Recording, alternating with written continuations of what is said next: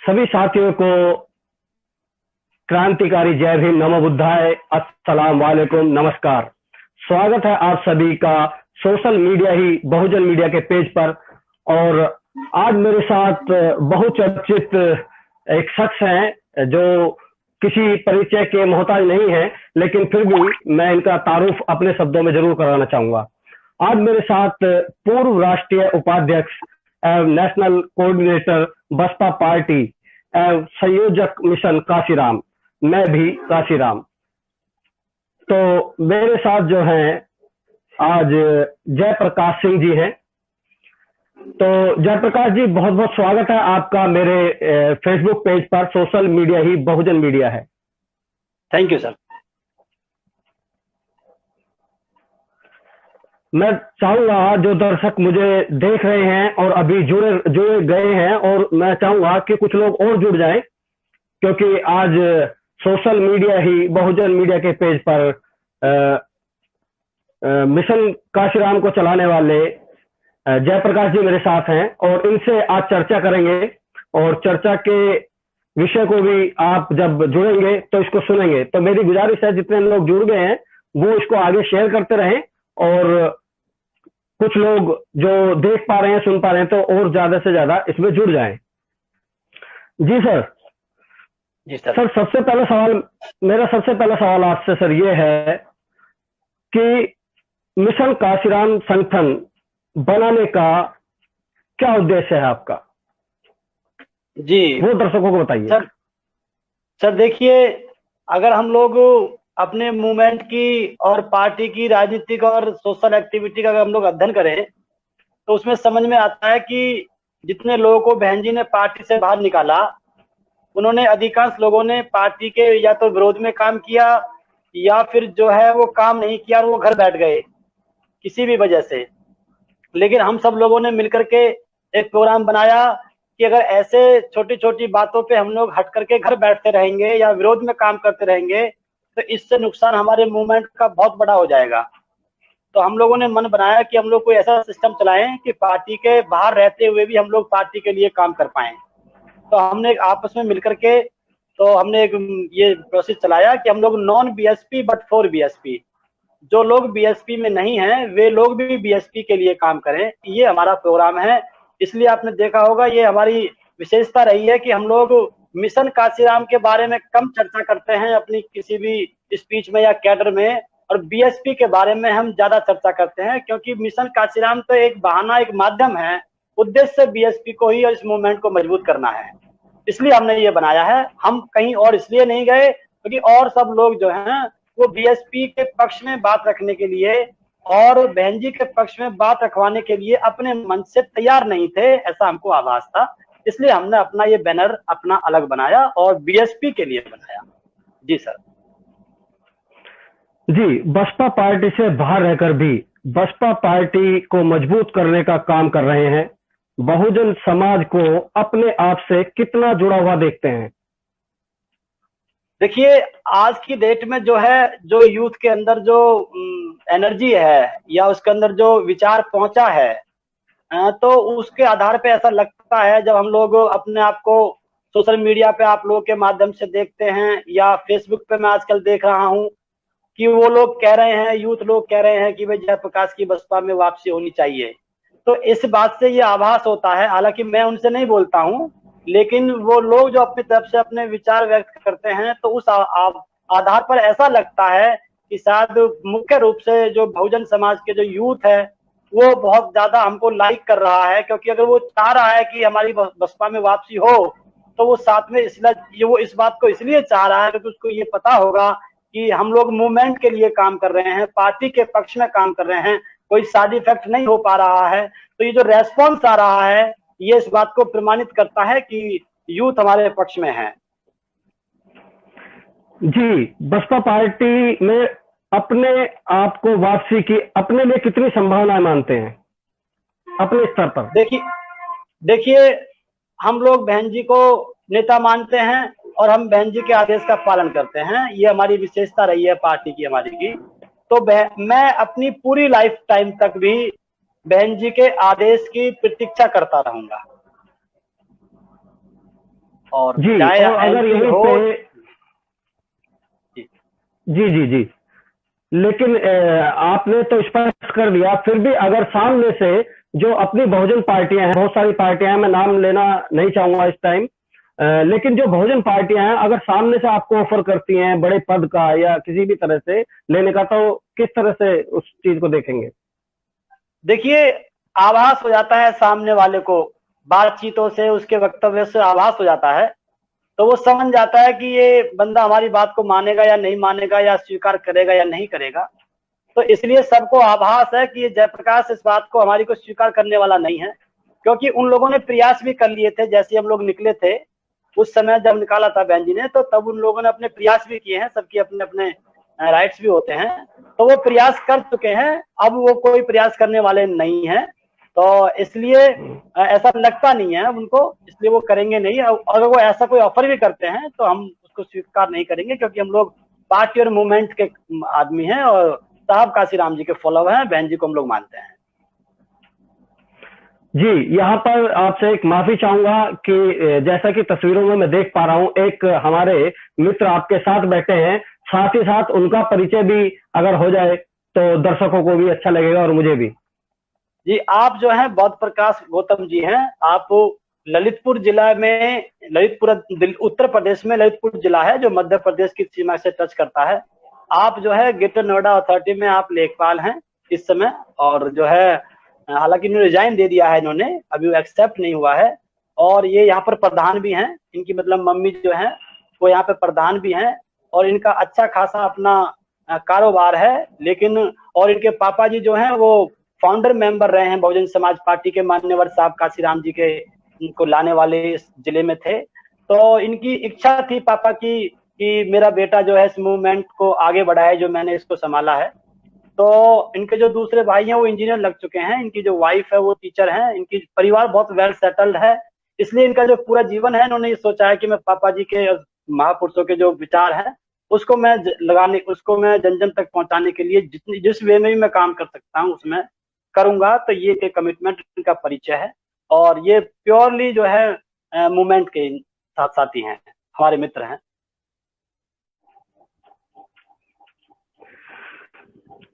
सभी साथियों से माफी चाहूंगा क्योंकि कुछ डिस्टरबेंस हो जाते हैं इस तरह के लाइव में, आप सभी जानते हैं, क्योंकि कहीं ना कहीं कोई टेक्निकल प्रॉब्लम आ जाती है जब हम इस तरह के लाइव करते हैं।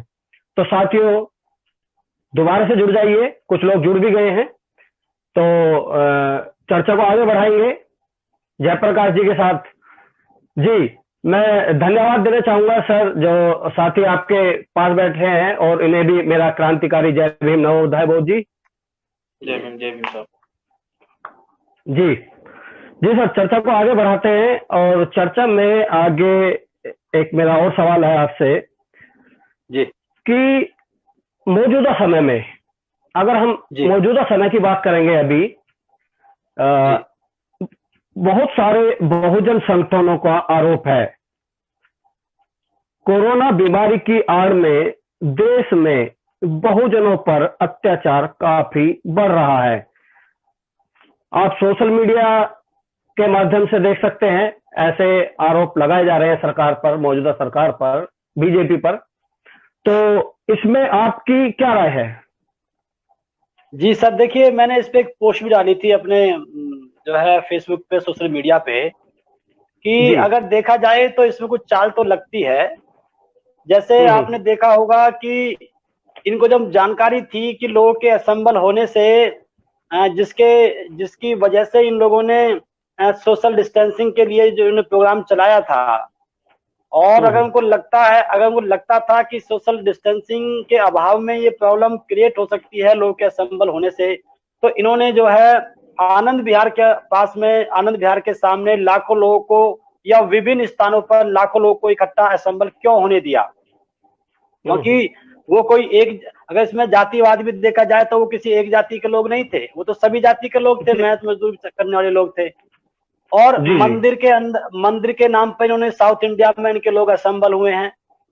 तो अगर इन चीजों को देखा जाए, और दूसरी बात इन्हीं दिनों में ये लोग नए नए कानूनों को भी ला रहे हैं, जैसे कि 8 घंटे से 12 घंटे लेबर के लिए जो है वो जो है उसको निश्चित करना।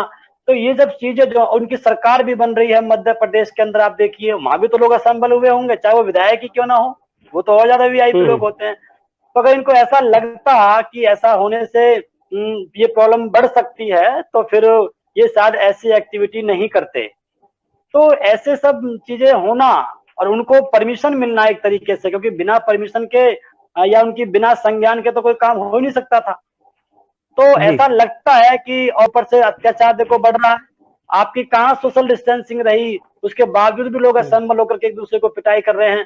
अभी जैसे हमारे वो एक दिवाकर समाज की हत्या हुई, लोधी समाज के प्रधानों की हत्या हुई, यादव समाज के लोगों की हत्या हुई, सभी बिरादरी के लोगों की हत्याएं जो हुई हैं, तो ऐसा तो आभास तो होता है इसमें। जी जी जी, एक सवाल और करना चाहूंगा आपसे। अभी हाल फिलहाल में भीम आर्मी संस्थापक चंद्रशेखर रावण द्वारा आजाद समाज पार्टी का गठन किया गया है जी, और उससे पहले भी बहुजन समाज के नेताओं ने पार्टियां बनाई हैं। जैसे एग्जाम्पल मैं कहूं तो सावित्रीबाई फुले या और बहुत सारे एग्जाम्पल हैं। लेकिन आप किस तरह से देखते हैं कि क्या, जैसा इन पर आरोप लगता रहा है कि ये कांग्रेस से मिले हुए हैं या बीजेपी से मिले हुए हैं, या इनका जो निर्णय रहा पार्टी बनाने का, उसको किस तरह से देखते हैं आप? देखिए, हालांकि मान्य बहन जी जो है पहले से ही बोलती रही हैं कि इसका जो संबंध है शायद वो उनको बीजेपी से लगता है, लेकिन मैं ये मानता था कि शायद कांग्रेस से हो सकता है, क्योंकि आदमी जो है अपने नेचर के हिसाब से देखता है। उसको मालूम है कि अगर मैं बीजेपी की तरफ अगर रुख करूंगा तो फिर ज्यादा दिक्कत हो सकती है। तो जैसे कि उनका सोनिया गांधी, वो क्या नाम है उनका, प्रियंका गांधी जी का उनसे मिलना, उनके पक्ष में ट्वीट करना। भाई आप कोई छोटी मोटी नेता तो है नहीं जो आप वैसे मेरठ चली गई मिलने के लिए बिना किसी संबंध के।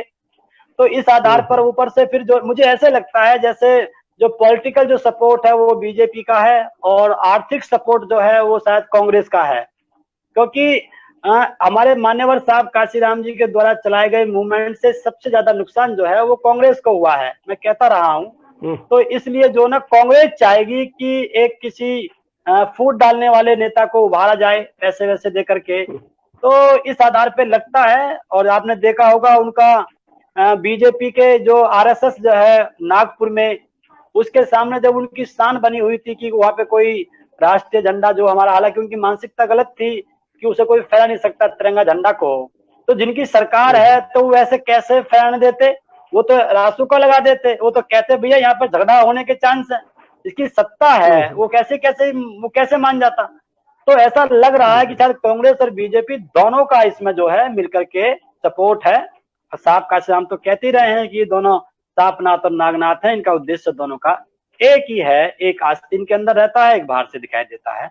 तो ऐसा लगता है कि शायद नुकसान पहुंचाने के उद्देश्य से कांग्रेस इस साल को चल रही है, लेकिन वो वहां पर सफल नहीं हो पाएगी, क्योंकि ये महापुरुषों का पवित्र आंदोलन है। इसे मिटाने के लिए बहुत से लोग आए, लेकिन इसको फिर संभालने के लिए भी एक प्रकृति, एक कुदरत किसी न किसी को पैरेलली भेजती रहती है। तो कोई नुकसान होने वाला नहीं है, उसकी सोच को हम लोग गलत ठहराते हैं, वो गलत बात है। जी, अभी हाल फिलहाल में ही एक कंट्रोवर्सी हुई है बहन जी को लेके, एक गलत बयानबाजी अलका लांबा कांग्रेस की जो नेता है उसके द्वारा जो टिप्पणी की गई, उस पर जो है बसपा पार्टी के जो कार्यकर्ता हैं या उच्च पदाधिकारी हैं उनकी तरफ से जो सोशल मीडिया पर एक ट्रेंड, जो कार्यकर्ता जो एक वोटर है उसकी तरफ से तो बहुत ज्यादा देखा जा रहा है, लेकिन जो रियल बेस जो बसपा पार्टी के हैं उन लोगों की तरफ से बिल्कुल ना के बराबर देखा जा रहा है। देखिए, उसकी एक वजह है कि जिसको आप सपोर्टर बता रहे हैं, वोटर बता रहे हैं, जो इस मुहिम को चला रहे हैं उसके खिलाफ अलका लांबा के, तो उनके ऊपर कोई बहन जी का बाउंडेशन नहीं होता है, वो स्वतंत्र टाइप के लोग होते हैं। लेकिन जो बहन जी के जो स्ट्रक्चर है पार्टी का, उसके अंतर्गत आते ही फिर बहन जी की सहमति के बगैर कुछ भी काम कोई भी कार्यकर्ता नहीं कर सकता है। तो वो लोग इसलिए नहीं कर रहे हैं क्योंकि उनके पास अभी बहन जी का आदेश नहीं होगा, इसलिए वो ऐसा ट्रेंड नहीं चला रहे हैं। हम जैसे लोग, आप जैसे लोग वो चला रहे हैं, वो अलग बात है। जी जी जी जी जी जी। चलिए, थोड़ा सा आपके जो संगठन है मिशन कांशीराम, मैं चाहूंगा कि आप अपनी तरफ से जो बहुजन युवा है उसको कुछ कहना चाहेंगे। जी देखिए, मेरा मतलब यह है कि भाई जो साथी बहुजन समाज पार्टी के किसी पद पे काम कर रहा है वो पद पे काम करे, उससे पार्टी को लाभ हो रहा है। लेकिन जिसको किसी भी वजह से, या पद के अभाव की वजह से, या किसी क्षेत्रीय नेता की वजह से अगर उसको कोई आपत्ति है, तो मेरा उससे ये निवेदन है उस साथी से कि वो पार्टी को छोड़ करके ना तो कहीं जाए और ना ही घर पर बैठे, ना तो कहीं जाए दूसरी पार्टी में, ना घर पर बैठे। उनको लगता है कि हम लोग बीएसपी के लिए काम कर रहे हैं तो वो हमारे साथ जुड़ सकते हैं, खास तौर से युवा साथी जो हैं, क्योंकि हमारे युवा साथियों का भविष्य बहुत ज्यादा खतरे में है। हमारे जो बुजुर्ग थे वो तो हमें यहाँ तक पहुंचा करके चले गए और अभी जीवित भी हैं, काम भी कर रहे हैं, लेकिन युवा साथियों की ये जिम्मेदारी बनती है कि अपने बुजुर्गों के, अपने महापुरुषों के इस कारवां को हम लोग मंजिल तक पहुंचाए।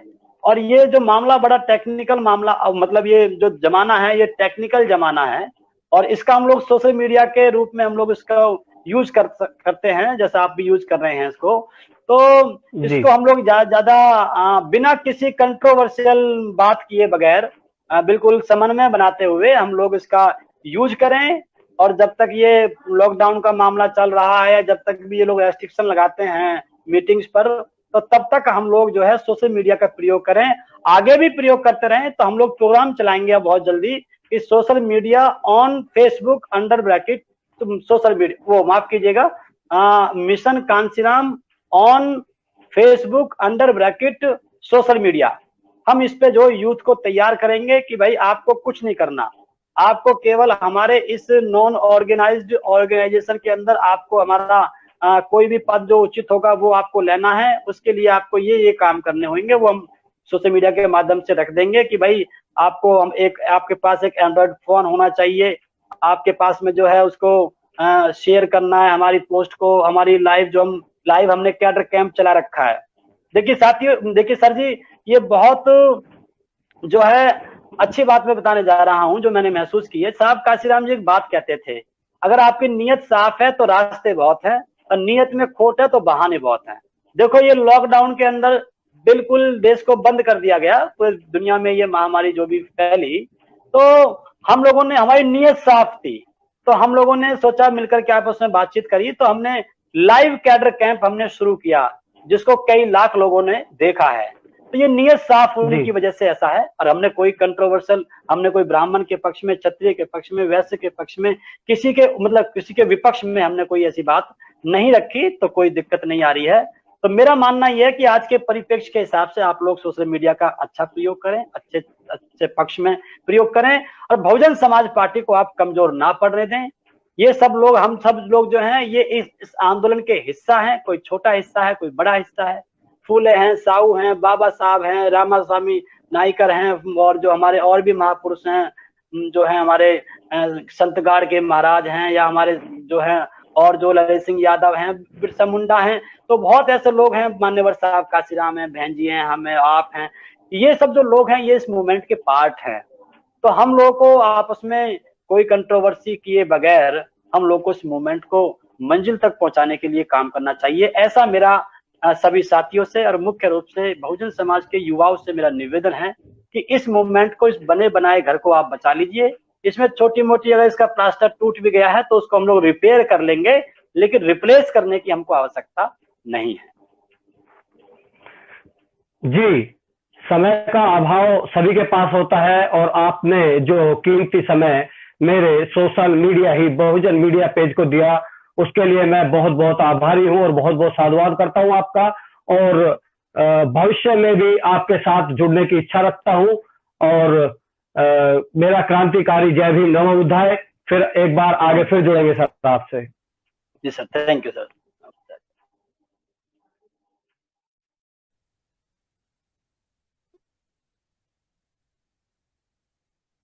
सभी को मेरा नमो बुद्धाय, जय भीम, अस्सलाम वालेकुम, नमस्कार। मैं सुशील बोध स्वागत करता हूं आप सभी का मेरे फेसबुक पेज सोशल मीडिया ही बहुजन मीडिया पर। और आज खास चर्चा में मेरे साथ मेरे फेसबुक पेज पर हैं भंते बोधाचार्य अनागारिक विनाचार्य जी। जी स्वागत है आपका मेरे फेसबुक पेज सोशल मीडिया ही बहुजन मीडिया के पेज पर। नमो बुद्धाय, जय भीम। मैं आपका बहुत बहुत धन्यवाद करता हूं और आपके पूरे न्यूज टीम को, आपकी सोशल मीडिया को मैं बहुत बहुत साधुवाद देता हूं। आपने मुझे बुलाया और सुनने का मुझे अपने अवसर दिया, आपका बहुत बहुत साधुवाद। जी साथियों, जो लोग जुड़ चुके हैं इस समय लाइव देख रहे हैं, लाइव जुड़ चुके हैं, मैं उनसे अनुरोध करूंगा कि आज जो है बहुत अहम मुद्दों पर चर्चा होगी, तो आप इस वीडियो को ज्यादा से ज्यादा शेयर कीजिए और अपने बहुजन समाज तक ज्यादा से ज्यादा इसको पहुंचाइए। तो बोधाचार्य जी, हम शुरू करते हैं आपसे इस खास चर्चा को, और इस खास चर्चा का जो मकसद है वो समाज को लेकर है। तो सबसे पहला सवाल मेरा आपसे ये है कि भारत देश में बुद्धिज्म को बढ़ाने के लिए भंते बन जाने की भूमिका को किस तरह देखते हैं आप? देखिए, बुद्धिज्म को भारत में नहीं पूरे विश्व में फैलाने के लिए और पूरे विश्व को बुद्धिज्म यानी कि बुद्ध के मार्ग की अति आवश्यकता है, क्योंकि बुद्ध का जो मार्ग है वो विश्व का ऐसा मार्ग है जिस मार्ग पर मानव जाति चलकर शांति, करुणा, मैत्री और विज्ञान के क्षेत्र में विकास को उपलब्ध हो सकती है। और बुद्धिज्म को फैलाने के लिए अगर हम बुद्धिज्म की बात करें, जब तथागत बुद्ध ने अपना ज्ञान प्राप्त किया और उस ज्ञान को जनता तक देने के लिए यानी जन जन तक पहुंचाने के लिए तथागत बुद्ध ने कुछ नियम बनाए, कुछ कायदे कानून बनाए, एक प्रोसीजर बनाया बुद्धिज्म को फैलाने का। बुद्धिज्म एक तरह से मानव कल्याण का मार्ग है। बुद्धिज्म कोई व्यवस्था नहीं है कि ये पर्टिकुलर किसी शासक के लिए काम करती है। ये व्यवस्था नहीं, ये व्यापक एक विचार है जो पूरी मानव जाति के लिए काम करता है। तो इस मानव जाति को उत्थान के लिए जो बुद्ध ने मार्ग बताया वो मैं आपको बता रहा हूं चार रूप से, कि भिक्षु जब बनता है तो भिक्षु बनने के बाद वह प्रचार कैसे करता है या कैसे बुद्धिज्म को फैलाए। तो पहले चार नियम बुद्धिज्म को फैलाने के लिए। पहला होता है इंफॉर्मेशन सेंटर, यानी अपनी इंफॉर्मेशन को आप एक सेंटर से दोगे। एक स्थान होता है सुनिश्चित, एक लेबोरेटरी होती है, एक लैब होती है, एक रिसर्च सेंटर होता है। वहां से आपकी विचार, आपकी इंफॉर्मेशन क्रिएट की जाती है, उस पर विश्लेषण होता है, उस पर अन्वेषण होता है और उस विचार को माइंड में हमें याद कराया जाता है, उसको लिखितबद्ध किया जाता है। दूसरी प्रक्रिया यह है, जब इंफॉर्मेशन सेंटर बन जाते हैं, उन इंफॉर्मेशन सेंटर पर इंफॉर्मेशन कौन सी होगी, आपकी इंफॉर्मेशन यानी सेंटर, और फिर इन सेंटर पे इंफॉर्मेशन, आपका विचार, आपकी आइडियोलॉजी। अगर हमारी आइडियोलॉजी पर्टिकुलर किसी विशेष व्यक्ति के लिए काम कर रही है, किसी जाति के लिए काम कर रही है, किसी एक धर्म के लिए काम कर रही है, तो वह बुद्धिज्म की आइडियोलॉजी नहीं होगी, क्योंकि बुद्धिज्म की आइडियोलॉजी, तथागत बुद्ध की आइडियोलॉजी जो है वो विश्व के समस्त मानव जाति के लिए काम करती है। ये विशेष किसी धर्म, जाति, संप्रदाय, पंथ के लिए काम करने वाली आइडियोलॉजी नहीं है। इसलिए बुद्धिस्ट भिक्षुओं को या बुद्धिस्ट प्रचारकों को या धर्माचार्यों को यह विशेष रूप से जानना चाहिए कि बुद्ध की जो जानकारी है वह जानकारी विशेष किसी के लिए नहीं है, वह मानव जाति के लिए, मानव कल्याण के लिए। ऐसी इंफॉर्मेशन जो नैतिकता पर आधारित हो, पहली चीज ध्यान से ना, पहली चीज नैतिकता पे आधारित हो, दूसरी अध्यात्म पे आधारित हो और तीसरी विज्ञान पे हो।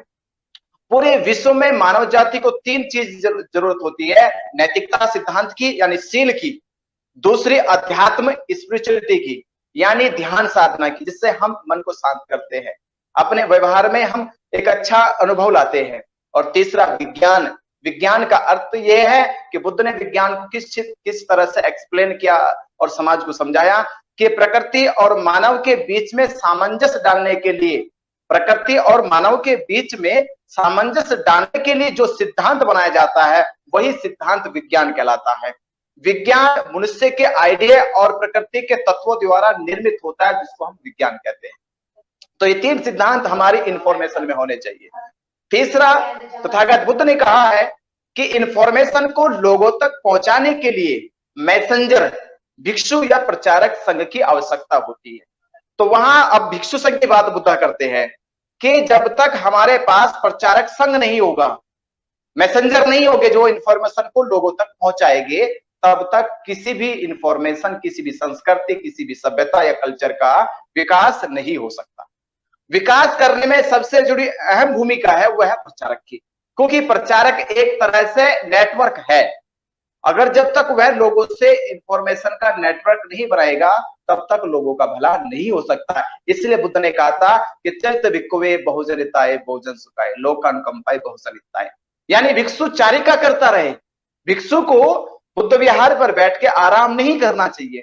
भिक्षु को किसी पर्टिकुलर या किसी निश्चित स्थान पर बैठकर आराम नहीं करना चाहिए।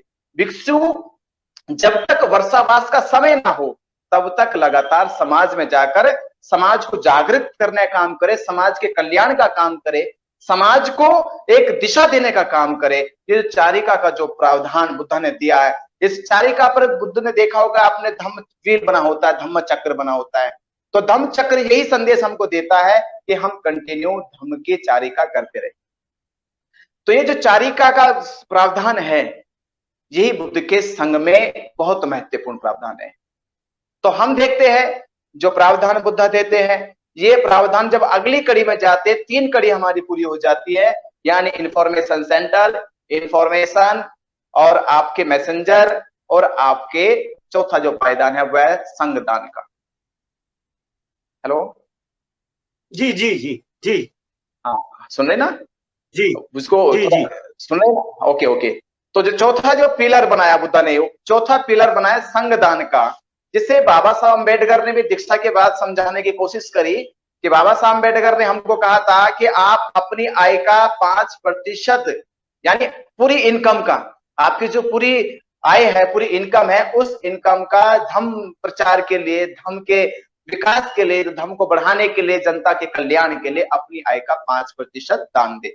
ये जो दान है, ये दान समाज के कल्याण का दान है। तो बुद्ध ने 4 जो पिलर बनाए प्रचार संघ के लिए, इंफॉर्मेशन सेंटर, इंफॉर्मेशन, मैसेंजर और संघदान, ये 4 चीजें धर्म प्रचार में बड़ी महत्वपूर्ण होती है। और एक भिक्षु बनने के लिए आपको त्याग करना होता है, आपको गृह त्याग करना पड़ता है। आप अविवाहित रहकर आपका कोई गृहस्थ जीवन नहीं हो सकता, तब भिक्षु बनेंगे। आपकी अपनी पर्सनल प्रॉपर्टी नहीं होनी चाहिए, आप प्रॉपर्टी किसी भविष्य में किसी के लिए नहीं बना सकते हैं।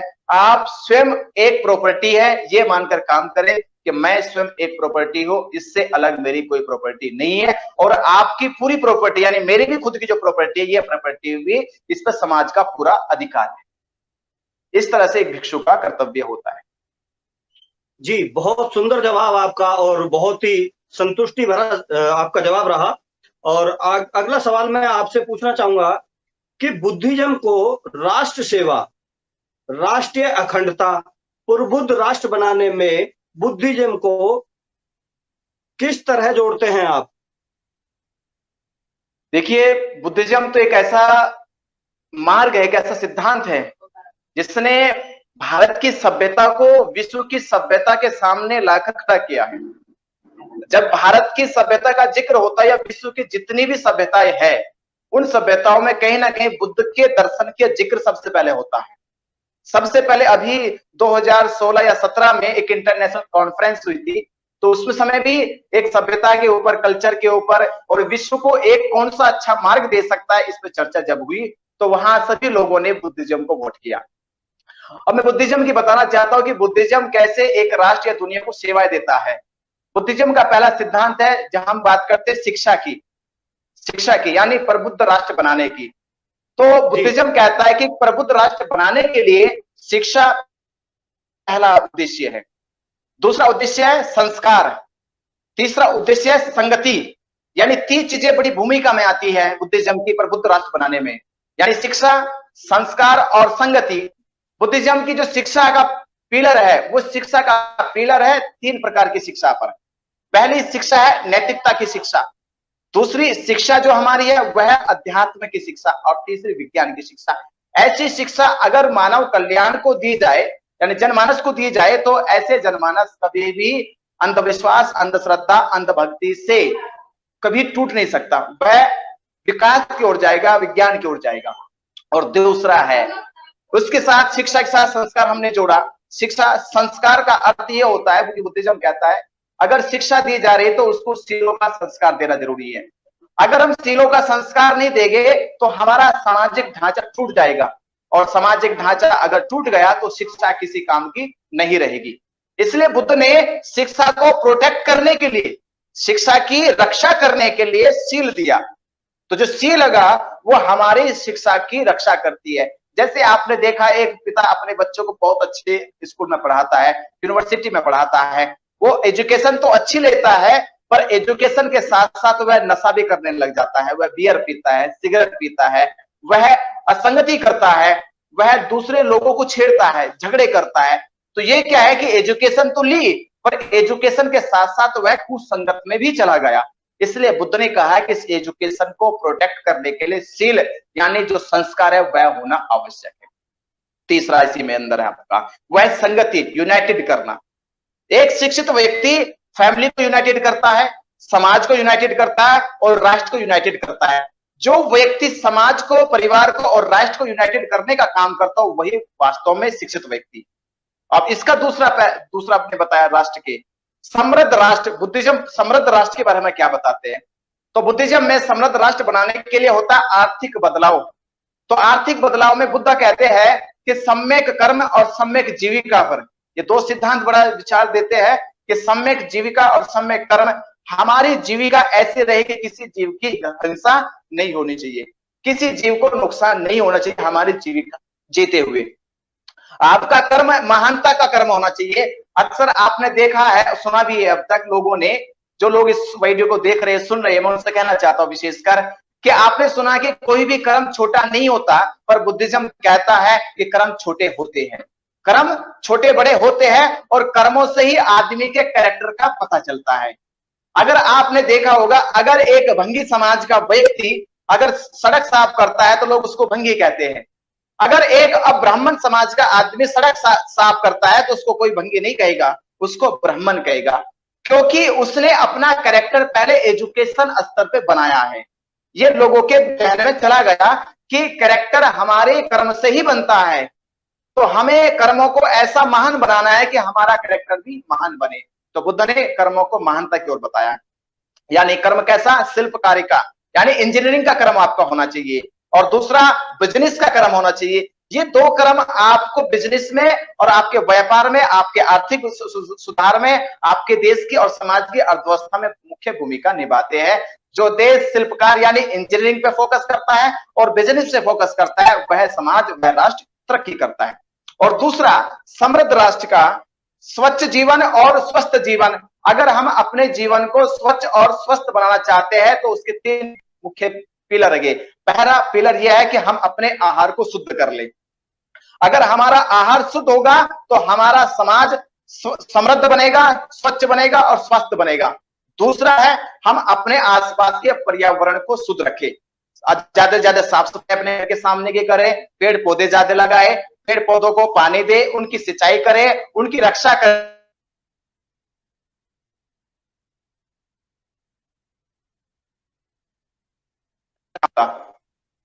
उसके बाद का जो विषय है वो है आत्मरक्षक होना, सेल्फ कॉन्फिडेंस में आना। तो सेल्फ कॉन्फिडेंस बुद्ध कहते हैं कि हमें अत्यधिक भव, खुद पे यकीन करना होगा, मनुष्य की ताकत को पहचानना होगा। अगर मनुष्य अपने ताकत को पहचानता है तो वह राष्ट्र को समृद्ध राष्ट्र, ताकतवर राष्ट्र बना सकता है। आज हमारे देश में क्या है कि महिलाएं समृद्ध नहीं, यहाँ पे महिला को कमजोर समझा जाता है, या कुछ जाति के लोगों को कमजोर समझकर उन पे जुल्म होता है, अत्याचार होता है। वो इसलिए होता है क्योंकि हमने उनके अंदर आत्मरक्षक बल पैदा नहीं करा। यहाँ भारत की महिलाएं में आत्मरक्षक बल नहीं है, इसलिए उनके साथ आए दिन अत्याचार, शोषण होता रहता है। वो इसी प्रकार कुछ जातियों के लोग भी ऐसे जिनको हम छोटी जाति कहते हैं, निम्न जाति कहते हैं, तो उनका जो आत्मरक्षक बल है वो टूट चुका है, मनोबल गिर चुका है। इसलिए उन पर कुछ दबंग लोग, कुछ बड़ी जाति के लोग शोषण और जुल्म दिन दहाड़े करते हैं। तीसरा जिसमें जो राष्ट्र को मजबूत करने का वह है मनुवाद मुक्त राष्ट्र का निर्माण करना, यानी कि इसमें कहते हैं कि वर्ण जाति मुक्त समाज होना चाहिए। अगर वर्ण से जात से मुक्त समाज हो जाए तो एक श्रेष्ठ राष्ट्र बन सकता है। दूसरा, अंधविश्वास अंधश्रद्धा से अगर समाज को मुक्त कर लिया जाए तो समाज अपनी दिशा और निर्देश को सही कर लेगा और वह एक अच्छे मार्ग पे चल पड़ेगा। तीसरा है भेदभाव मुक्त समाज। मैं भेदभाव को बताना चाहता हूँ, भेदभाव देश में कैसा हो रहा है, अमीर का और गरीब का भेदभाव है, ये सभी जातियों के अंदर है। जो जातियां कहते हैं कि जाति शोषण हो रहा, पर एक जाति अपने अंदर ही अमीर और गरीब का भी भेदभाव करती है। दूसरा भेदभाव है शिक्षित और अशिक्षित का भेदभाव। आज देश में कुछ शिक्षित वर्ग के लोग अशिक्षित वर्ग के लोगों को निम्न समझते हैं, छोटा समझते हैं, उनसे भेदभाव करते हैं। और तीसरा भेदभाव है महिला का और पुरुषों का भेदभाव। पुरुष श्रेष्ठ मानता है और महिलाओं को छोटा मानता है, उन पे जुल्म करता है, शोषण करता है। तो ये इस तरह के जो राष्ट्र को कमजोर करने के विषय है, इनसे मुक्त करने का बुद्ध जो मार्ग बताते हैं, पर बुद्ध राष्ट्र का निर्माण करना, समृद्ध राष्ट्र का निर्माण करना और मनुवाद मुक्त राष्ट्र का निर्माण करना ही बुद्ध राष्ट्र की भूमिका में बताते हैं। जी, जो साथी सुन पा रहे हैं और देख पा रहे हैं, जो साथी जुड़ चुके हैं, मैं उनसे फिर एक बार अनुरोध करूंगा, बोधाचार्य जी की जो बात आप सुन रहे हैं वो बहुत ही आपके लिए लाभदायक हो सकती है। तो इस वीडियो को ज्यादा से ज्यादा आप इसको शेयर करते रहिए। मैं एक दो सवाल और करूंगा, ज्यादा समय नहीं लूंगा बोधाचार्य जी का, क्योंकि समय कीमती होता है। तो मैं एक सवाल और आपसे लेता हूं कि भारत में आज भी बौद्धों के होते हुए भी बड़े बौद्ध मठ या कहूं बौद्ध मंदिर जैसे बोध गया उदाहरण के तौर पर, वहां पर आज भी ब्राह्मणों का कब्जा है। कैसे देखते हैं आप इसको, किस तरह से करते? देखिए, देखना तो ये चाहिए हमको पहले, क्योंकि बौद्ध मठ बनने से पहले भिक्षु संघ बना है। बुद्धिज्म के तरीके से हम देखते हैं तो मठ बाद में बनाए गए थे, पहले संघ बना था। तो जब संघ टूट जाएगा, यानी संघ ध्वस्त हो जाएगा, संघ नहीं रहेगा, तो फिर मठ भी किसी काम के नहीं रहेंगे, या फिर उन मठों पे वो लोग कब्जा कर लेते हैं जिनका अपना संघ होता है। तो जो ब्राह्मणों का कब्जा बुद्धिस्ट मठों पे है वो इसलिए है क्योंकि ब्राह्मणों का संघ है, ब्राह्मण मेजोरिटी में है, ब्राह्मण अपने आप को यूनाइटेड कर चुका है। तो ब्राह्मण ने, जब उनका ब्राह्मण शासन यहाँ पर आया, पुष्यमित्र शासन लेकर यहाँ पर आया देश के अंदर, और तब से लेकर अब तक देश में ब्राह्मणी तंत्र चल रहा है। तो ये देखने का पहले विशेष ये है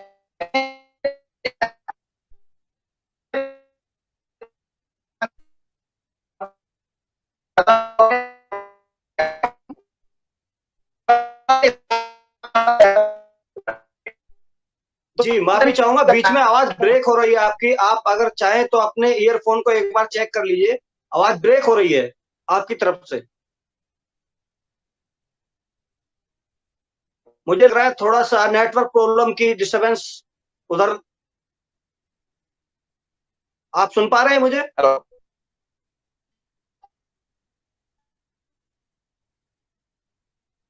जी आवाज साफ नहीं आ रही है। जी जी जी जी जी, करिए, कंटिन्यू करिए।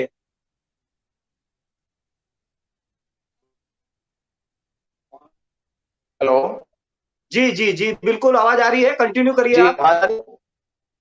आवाज।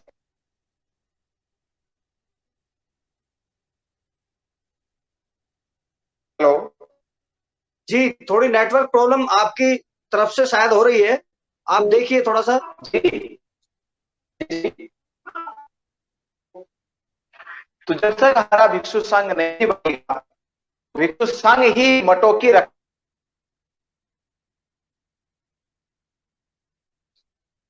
साथियों, थोड़ी सी प्रॉब्लम, नेटवर्क प्रॉब्लम आ रही है उधर भंते जी के साथ, तो आप जुड़े रहिए। एक दो क्वेश्चन और बहुत जरूरी हैं जो उनसे जानने हैं, आप बने रहिए। ये थोड़ी सी टेक्निकल प्रॉब्लम हो जाती है ऐसे लाइव में, क्योंकि आप जानते हैं ये टेक्निकल प्रॉब्लम लाइव में आती रहती है। बहुत ही महत्वपूर्ण जानकारी बोधाचार्य भंते जी के द्वारा दी जा रही है। मैं चाहूंगा आप बने रहिए, ज्यादा समय नहीं लूंगा उनका भी।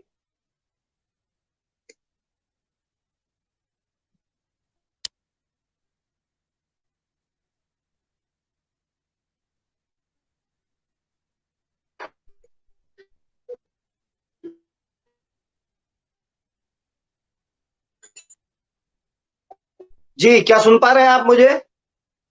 जी, क्या सुन पा रहे हैं?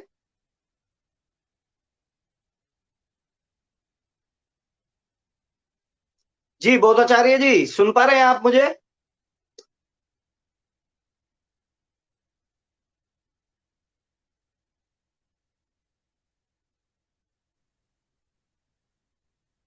हेलो। जी, सुन पा रहे हैं आप मुझे? जी जी सर जी। जी, जी, जी। तो बुद्ध मठों,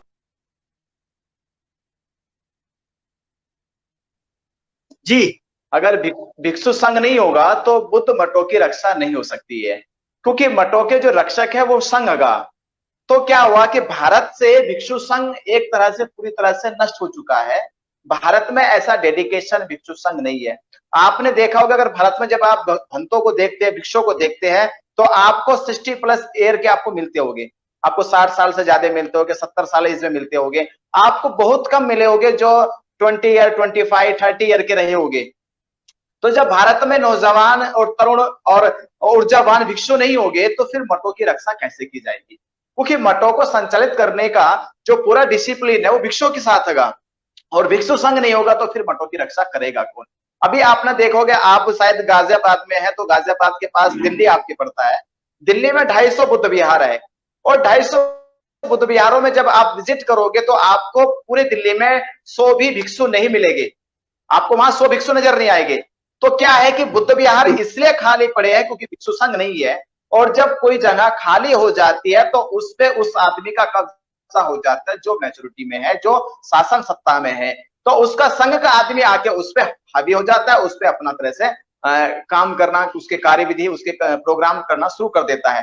तो जहां बोध गया की बात हम करते हैं, बोध गया का जो महाबोधि टेम्पल है उस पे ब्राह्मणों का कब्जा है।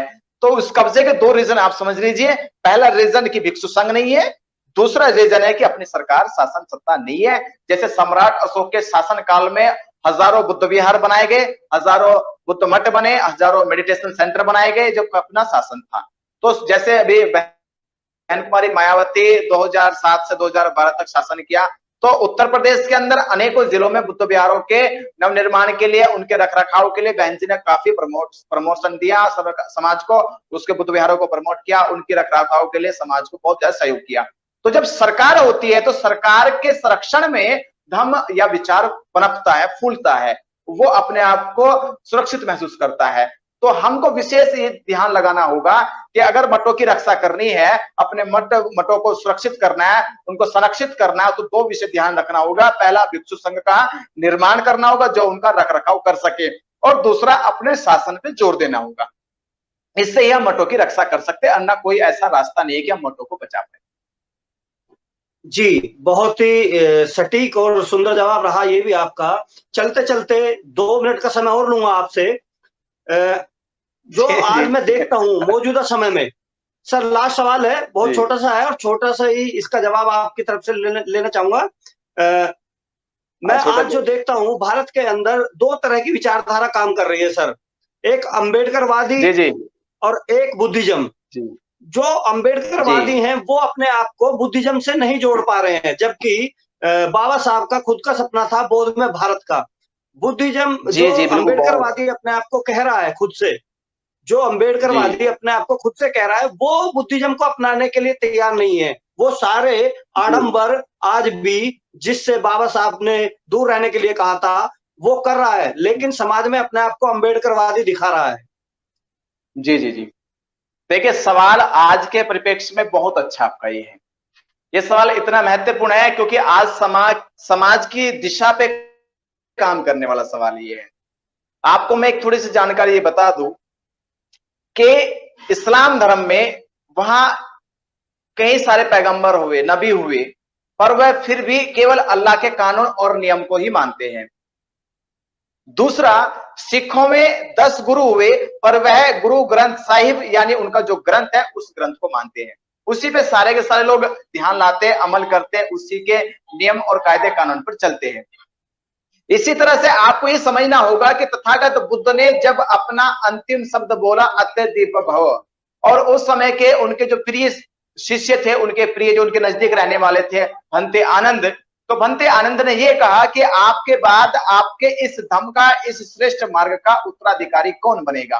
तो तथागत बुद्ध ने कहा था कि इस धम्म का, इस श्रेष्ठ मार्ग का उत्तराधिकारी धम्म ही स्वयं होगा, कोई व्यक्ति नहीं हो सकता। तो धम्म क्या है? अपना मार्ग का स्वयं उत्तराधिकारी है, कोई व्यक्ति नहीं है, क्योंकि व्यक्ति के साथ घटनाएं होती है। व्यक्ति बिक सकता है, मारा जा सकता है, डराया जा सकता है, खरीदा जा सकता है, बहुत सारी घटनाएं इसके साथ हो सकती है। इसलिए तथागत बुद्ध ने धम्म को महत्वपूर्ण माना कि धम्म स्वयं उत्तराधिकारी है। अब बाबा साहब अम्बेडकर ने जब अपने जीवन के 40 साल संघर्ष करा, इस देश की आजादी और समाज को आजाद करने में लगाया, तो बाबा साहब अम्बेडकर ने समय समय पर अपने विचारों को अपग्रेड करा, और जैसे उनके विचार अपग्रेड होते थे तो उनके आइडियोलॉजी, उनके जो स्ट्रगल था, उनका जो एजेंडा था वह बदल जाता था। तो ऐसे धीरे धीरे चलते रहे और सन 1935 में 13 अक्टूबर 1935 में बाबा साहब अम्बेडकर ने एक लाइन बोली, तो सब लोग बोलते हैं उसे मंचों पे, कि बाबा साहब ने कहा था कि मैं अछूत जाति हिंदू में पैदा हुआ, ये मेरे बस की बात नहीं थी, पर मैं अछूत जाति हिंदू में मरूंगा नहीं, ये मेरे बस की बात। तो बाबा साहब अम्बेडकर ने ये बात केवल अपने लिए नहीं बोली, ये पूरे समाज के लिए भी बोली। जो बाबा साहब अम्बेडकर को अपना मसीहा, अपना मार्गदाता मानते हैं, अपना मार्गदर्शक मानते हैं, तो उन लोगों को ये सीख लेनी चाहिए कि बाबा साहब अम्बेडकर ने सबको ये बोला है कि हम अछूत जात से बाहर निकलकर, इस हिंदू धर्म की परंपराओं से बाहर निकलकर एक श्रेष्ठ मार्ग की ओर चलें। और बाबा साहब अम्बेडकर 21 साल मार्ग पे और चलते हैं, यानी 1935 और 1956 तक पहुंचते हैं। अब आप 1956 और 1916 से जब उनका आंदोलन शुरू होता है तो हो जाते हैं 40 साल। अब बाबा साहब अम्बेडकर ने 40 साल के पूरे एक्सपीरियंस में ये पाया कि मैं एक नदी हूं। बाबा साहब अम्बेडकर कहते हैं कि मैं एक नदी हूं और आज सागर में जाकर मिल रहा हूं। सागर क्या है? बुद्ध का मार्ग, धम्म यानी सागर है। तो बाबा साहब अम्बेडकर ने कहा कि आज से अम्बेडकर नाम का कोई वाद नहीं रहेगा, अब रहेगा बुद्धवाद, क्योंकि बुद्धवाद आज का आंदोलन नहीं है, ये भारत के 25 साल पुराना चलाया गया आंदोलन है, और ये आंदोलन 25 साल से चल रहा है, और ये आंदोलन सदा तक चलता रहेगा जब तक पूरे विश्व में बुद्ध का मार्ग द्वारा शांति, करुणा और मैत्री का प्रचार ना हो जाए। तो बाबा साहब अम्बेडकर का मिशन बुद्ध का मिशन था, पर अब क्या हुआ, फिर बाबा साहब के बाद जो जनरेशन आई, उस जनरेशन ने बुद्ध का मिशन तो नहीं समझा, उन्होंने कहा अम्बेडकर का मिशन यानी अम्बेडकरवाद। तो जबकि बाबा साहब अम्बेडकर का कोई वाद नहीं था, अम्बेडकर नाम का वाद नहीं था, केवल बुद्ध नाम का वाद जिसको बाबा साहब अम्बेडकर मानते हैं। अगर ऐसा चलता रहा तो बाबा साहब अम्बेडकर ने तो बुद्धवाद माना, आज की जनरेशन अम्बेडकरवाद मान ली, और अम्बेडकरवाद को फिर जब कांसीराम फैलाते हैं पूरे भारत, उत्तर भारत के अंदर, तो फिर आज की जनरेशन कह रही है कि अब जब कांसीरामवाद होगा, जब कांसीरामवाद चला जाएगा तो फिर कहेंगे मायावतीवाद आएगा, फिर मायावती जी चले जाएगी तो फिर किसी और वाद को आएंगे लेकर। तो इससे क्या होगा कि धीरे धीरे बुद्ध की विचारधारा लुप्त हो जाएगी, नष्ट हो जाएगी, और आप ऐसे हाशिए पे आ जाएंगे कि आप अपने अस्तित्व, अपनी सभ्यता को बचा नहीं पाओगे। तो आज ये मैं युवाओं से और देश के सभी बुद्धिजीवी लोगों से कहना चाहता हूं कि कोई कांसीराम वाद पे काम ना करे, अम्बेडकर वाद पे काम ना करे, या किसी संत रविदास जी वाद पे काम ना करे, कबीर वाद पे काम ना करे। आप पूरे भारत का एक ही वाद है जिसका नाम है बुद्धवाद, क्योंकि बुद्ध का वाद ही पूरे विश्व को भारत के मानचित्र पे दिखाता है। अगर आप जापान में जाओगे तो भारत किस वाद से जाना जाएगा? बुद्धवाद से। आप श्रीलंका जाओ तो बुद्धवाद से, चाइना जाओ तो बुद्धवाद से, यानी भारत में या एशिया में, पूरी एशिया में भारत को बुद्धवाद से जाना जाता है। तो मैं आपसे ये कहना चाहूंगा कि बुद्धवाद ही पूरे भारत और विश्व का वाद है, इसके अलावा कोई वाद केवल बुद्ध विचारधारा को खत्म करने का है। तो युवाओं से अपील है कि भाई मेरी, कि आप ये बात निवेदन करके मान ले कि हम किसी बात में ना उलझे, केवल पूरे महापुरुषों का, सारे महापुरुष एक नदी समान है, जितने भी महापुरुष समय समय पर आए ना वो सब नदी है, और उन सभी नदी का उद्देश्य है बुद्ध जैसे सागर में मिलना। जी, बहुत ही सुंदर और सटीक जानकारी आपके द्वारा मेरे फेसबुक पेज सोशल मीडिया ही बहुजन मीडिया पर दी गई, और भविष्य में भी आपके साथ जुड़ने की इच्छा रखता हूं। और आपका बहुत बहुत साधुवाद, आपने अपना कीमती समय मुझे दिया, और जो आपने जागृति इस फेसबुक पेज के द्वारा लोगों के लिए दी है वो बहुत ही सराहनीय है। आपका और आपको नमन करते हुए मेरा क्रांतिकारी नमो बुद्धाय, जय भीम।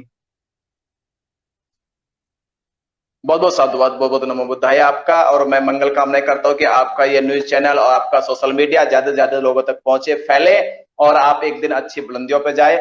और समाज को आप जैसे पत्रकारों की, आप जैसे डेडिकेशन लोगों की जरूरत है। समाज में ऐसे ही ईमानदारी और निस्वार्थ भाव से काम करते रहे, हम आपके साथ रहेंगे। नमो बुद्धाय, जय भीम।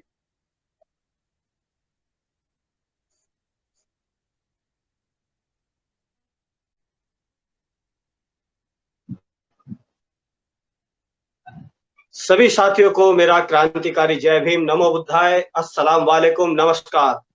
साथियों, स्वागत है आप सभी का सोशल मीडिया ही बहुजन मीडिया के फेसबुक पेज पर। और आज एक बार फिर मेरे साथ बौद्ध धर्म प्रचारक पूनम बोध जी हैं, जिनके साथ आज खास विषय पर एक चर्चा करेंगे। जी पूनम जी, स्वागत है आपका सोशल मीडिया ही बहुजन मीडिया के पेज पर। बहुत बहुत धन्यवाद जी। जी तो साथियों, अगर आप मुझे देख पा रहे हैं और सुन पा रहे हैं, तो जो लोग जुड़ गए हैं वो इस वीडियो को ज्यादा से ज्यादा शेयर कर दीजिए, और जो लोग अभी नहीं जुड़े हैं वो लोग भी ज्यादा से ज्यादा जुड़ने की कोशिश करें, क्योंकि जो माध्यम हम आज इस्तेमाल कर रहे हैं वही माध्यम हम बहुजनों के लिए सबसे बड़ा माध्यम है। तो इसीलिए मैंने अपने पेज का नाम भी सोशल मीडिया ही बहुजन मीडिया रखा है। और आज का जो विषय है वो काफी गंभीर विषय भी है और अच्छा विषय भी है, जिसकी जानकारी आप सभी बहुजनों को होनी चाहिए, वो बहुत जरूरी है। और चर्चा को आगे बढ़ाते हुए शुरू करते हैं मैम। विषय है हमारे महापुरुषों के ऊपर ही चर्चा होगी, और कल 27 मई जो डेट है वो एक बहुत ही खास और बहुत ही महत्वपूर्ण डेट है। इस 27 मई को माता रमाबाई का परिनिर्वाण दिवस है, जिस आज हम पूनम बोध जी से चर्चा करेंगे और उन्हीं के लफ्जों में उनके बारे में जानेंगे और उनके त्याग और बलिदान के बारे में जानेंगे। जी स्वागत है आपका एक बार फिर। बहुत बहुत साधुवाद। सुशील बौद्ध जी का मैं बहुत बहुत साधुवाद करना चाहती हूँ कि भिन्न भिन्न मुद्दों पर वो समाज के जागरूक लोगों से चर्चा कर रहे हैं, और लॉकडाउन के समय में भी महापुरुषों की विचारधारा वो जन जन तक पहुंचाने का काम कर रहे हैं। बहुत बहुत धन्यवाद आपको भी। और इंडिया न्यूज राइट्स के सभी दर्शकों को मेरा गर्व से नमो बुद्धाय, जय भीम आप सभी को। जी, जैसे कि आपने पूछा कि कल पूजनीय माता रमाबाई जी का परिनिर्वाण दिवस है, लेकिन उससे पहले मैं आपसे चर्चा करना चाहूंगी कि ये भारत देश पुरुष प्रधान देश रहा है, और हमेशा से ही महिलाओं को आगे आने नहीं दिया गया। महिलाओं के साथ शुरू से ही बेईमानी की है कुछ चतुर चालाक लोगों ने। क्या महिलाओं के पास बुद्धि नहीं थी? क्या उनके पास ज्ञान नहीं था? लेकिन महिलाओं को कभी भी आगे आने नहीं दिया। यदि इतिहास को आप देखोगे तो महिलाएं बहुत शूरवीर थी, विद्वान थी, ज्ञानवान थी, वो राज्य संभालती थी, और यहाँ तक कि युद्ध में भी वो अपनी भागीदारी निभाती थी। लेकिन षड्यंत्रों के तहत महिलाओं को कभी आगे आने नहीं दिया। जैसे कि हम लोग जानते हैं कि बाबा साहब डॉक्टर अम्बेडकर अगर महान बन पाए तो वो सिर्फ और सिर्फ पूजनीय माता रमाबाई जी की बदौलत, क्योंकि कहते हैं कि एक महान महापुरुष के पीछे एक महिला का हाथ होता है, लेकिन मैं कहती हूँ कि एक महान महापुरुष के पीछे एक महान महिला का ही हाथ होता है, और वो महान महिला थी पूजनीय माता रमाबाई जी। रमाबाई जी के तो नाम में ही इतना बड़ा त्याग और बलिदान छुपा है। अगर हम रमा का उल्टा कर देते हैं तो होता है मार, और मार शब्द का सबसे पहले यूज किया तथागत बुद्ध ने, यानी कि उन्होंने अपनी सारी इच्छाओं को मार लिया था। और फिर उनके बाद त्याग मूर्ति माता रमाबाई जी ने हमारे बेहतर जीवन के लिए, हमारे घरों में रोशनी उजाले करने के लिए, हमारे बच्चों के बेहतर भविष्य के लिए उन्होंने अपनी सारी इच्छाओं को मार लिया था। क्योंकि अपने वो नहीं होते जो आपके रोने पर आते हैं, अपने वो होते हैं जो आपको रोने नहीं देते। और इतिहास गवाह है, बाबा साहब डॉक्टर अम्बेडकर और माता रमाबाई की बदौलत ही हमारी आंखों में आंसू नहीं आ पाए। एक घटना मैं आपको बताना चाहती हूँ, और ये घटना है तब की है जब बाबा साहब अमेरिका में पढ़ रहे थे। तभी बाबा साहब का बेटा गंगाधर बहुत ज्यादा बीमार हो जाता है, तो माता रमाबाई एक लेटर बाबा साहब को लिखती है और कहती है कि साहब आपके पास कुछ पैसे हों तो भिजवा देना। डॉक्टर ने बिना पैसे की दवाई देना बंद कर दिया है। उस लेटर को पढ़ते ही बाबा साहब की आंखों में आंसू आ जाते हैं और कहते हैं कि रामू, मैं यहाँ रोटी रोटी के लिए मोहताज हूँ, मेरे पास पैसे नहीं हैं और गरीबी के कारण, दवाई ना मिल पाने के कारण गंगाधर उन्हें छोड़कर चला जाता है। इसी तरीके से 19 जुलाई 1926 को बाबा साहब का जो सबसे प्रिय बेटा, वैसे तो सारे प्यारे थे, लेकिन जब एक के बाद एक उनके बच्चे चले गए और राजरतन जो सबसे छोटा बेटा था, बहुत प्यारा उनको था, लेकिन उसकी भी तबीयत बहुत ज्यादा खराब हो गई। उस समय बाबा साहब वकालत करते थे और कुछ लोग बाबा साहब के पास जाते हैं। बाबा साहब दौड़े दौड़े घर जाते हैं और वहां पर जाकर देखते हैं कि राजरतन लंबी लंबी सांसें ले रहा होता है। बाबा साहब उसे गोद में उठा लेते हैं और कुछ देर बाद उसकी मृत्यु हो जाती है। माता रमाबाई फूट फूट कर रोती है बाबा साहब के कंधे पर सर रखकर। तब बाबा साहब कहते हैं कि रामू, तू रो मत, तू तो मेरे कंधे पे सर रखकर रो भी सकती है, मैं तो अपने समाज के हजारों बच्चों को रोज मरते हुए देखता हूँ, मैं किसके कंधे पे सर रखकर रो। रामू, तू चिंता मत कर, मैं ऐसी व्यवस्था करके जाऊंगा कि हर रमा की कोख से पैदा होने वाला राजरतन एक दिन इस देश पर राज करेगा। और आज आप देख ही सकते हैं कि बाबा साहब डॉक्टर अम्बेडकर की बदौलत आज हमारे लोग डॉक्टर, इंजीनियर, आईएएस, शासन प्रशासन, यहाँ तक कि राष्ट्रपति तक वो बन गए। पूरा जीवन माता रमाबाई अपने सर पर गोबर का टोकरा ढोती रही, तब कहीं जाकर हमारे सरों पर सम्मान का ताज बंधा। और जिन 4-4 बच्चों को उन्होंने अपनी बाहों में झुलाया, अपने कंधों का सहारा दिया, उन्हीं 4-4 बच्चों को लेकर वो शमशान घाट में भी गई।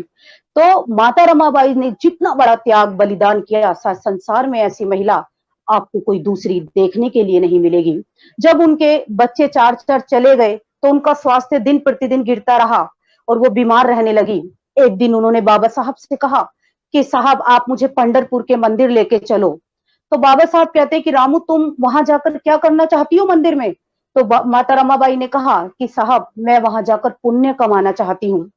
तो बाबा साहब कहते हैं कि रामू, मंदिर में जाकर कोई पुण्य नहीं कमा सकता, मैं जिस काम में लगा हुआ हूँ, जिस दिन मुझे इस काम में सफलता मिल जाएगी, उस दिन संसार का सबसे बड़ा पुण्य होगा। यानी बाबा साहब संविधान को बना रहे थे, हिंदू कोड बिल को बना रहे थे कि जिस दिन मुझे अपने लोगों के दबे कुचले लोगों को मान सम्मान, हक, अधिकार जिस दिन मैंने उन्हें दिला दिया, उस दिन ये संसार का सबसे बड़ा पुण्य होगा। और मैं समझती हूँ कि बाबा साहब डॉक्टर अम्बेडकर ने संसार का सबसे बड़ा पुण्य उन्होंने कमाया है। जी जी, तो ये माता रमाबाई के जो 27 तारीख कल जो परिनिर्वाण दिवस है, उसके उपलक्ष्य में कोई और बात दर्शकों को कहना चाहती हैं, वो भी बता दीजिए। हाँ जी, 24 मई 1935 को बाबा साहब के एक दोस्त थे, तो वो माता रमाबाई से मिलने के लिए आते हैं। उस समय माता रमाबाई की तबीयत बहुत ज्यादा खराब रहती है, तो वो माता रमाबाई से कहते हैं कि साहब, आपके ऊपर ध्यान नहीं दे रहे। तो ये बात वो बाबा साहब से कहने के लिए जाते हैं कि साहब, माता रमाबाई की तबीयत बहुत ज्यादा खराब है। तो बाबा साहब माता रमाबाई के पास जाते हैं और कहते हैं कि रामू, तुम्हारी देखभाल करने के लिए मेरा बेटा भी है, मेरा भतीजा भी है और डॉक्टर भी तुम्हारा इलाज कर रहे हैं। मैं तो ऐसे 7 करोड़ बच्चों का ध्यान रख रहा हूँ जिनका इस दुनिया में मेरे सिवा कोई भी नहीं है। 27 मई 1935 को सुबह के 6 बज रहे थे। माता रमाबाई की तबीयत बहुत ज्यादा खराब थी। माता रमाबाई का सर बाबा साहब की गोद में था और जाते जाते भी वो बाबा साहब से ये वादा करके गई कि साहब, आपके ऊपर कितनी भी कठिनाइयां क्यों ना आ जाए, आपके ऊपर कितने भी संकट क्यों ना आ जाए, आपके ऊपर कितनी भी विपत्ति क्यों ना आ जाए, लेकिन आप मेरे करोड़ों करोड़ों बच्चों का ध्यान रखेंगे। यानी जाते जाते भी माता रमाबाई को सिर्फ और सिर्फ हमारी चिंता थी। पूरे देश में उजाला हो रहा था, लेकिन बाबा साहब डॉक्टर अम्बेडकर के परिवार में हमेशा हमेशा के लिए अंधेरा हो रहा था।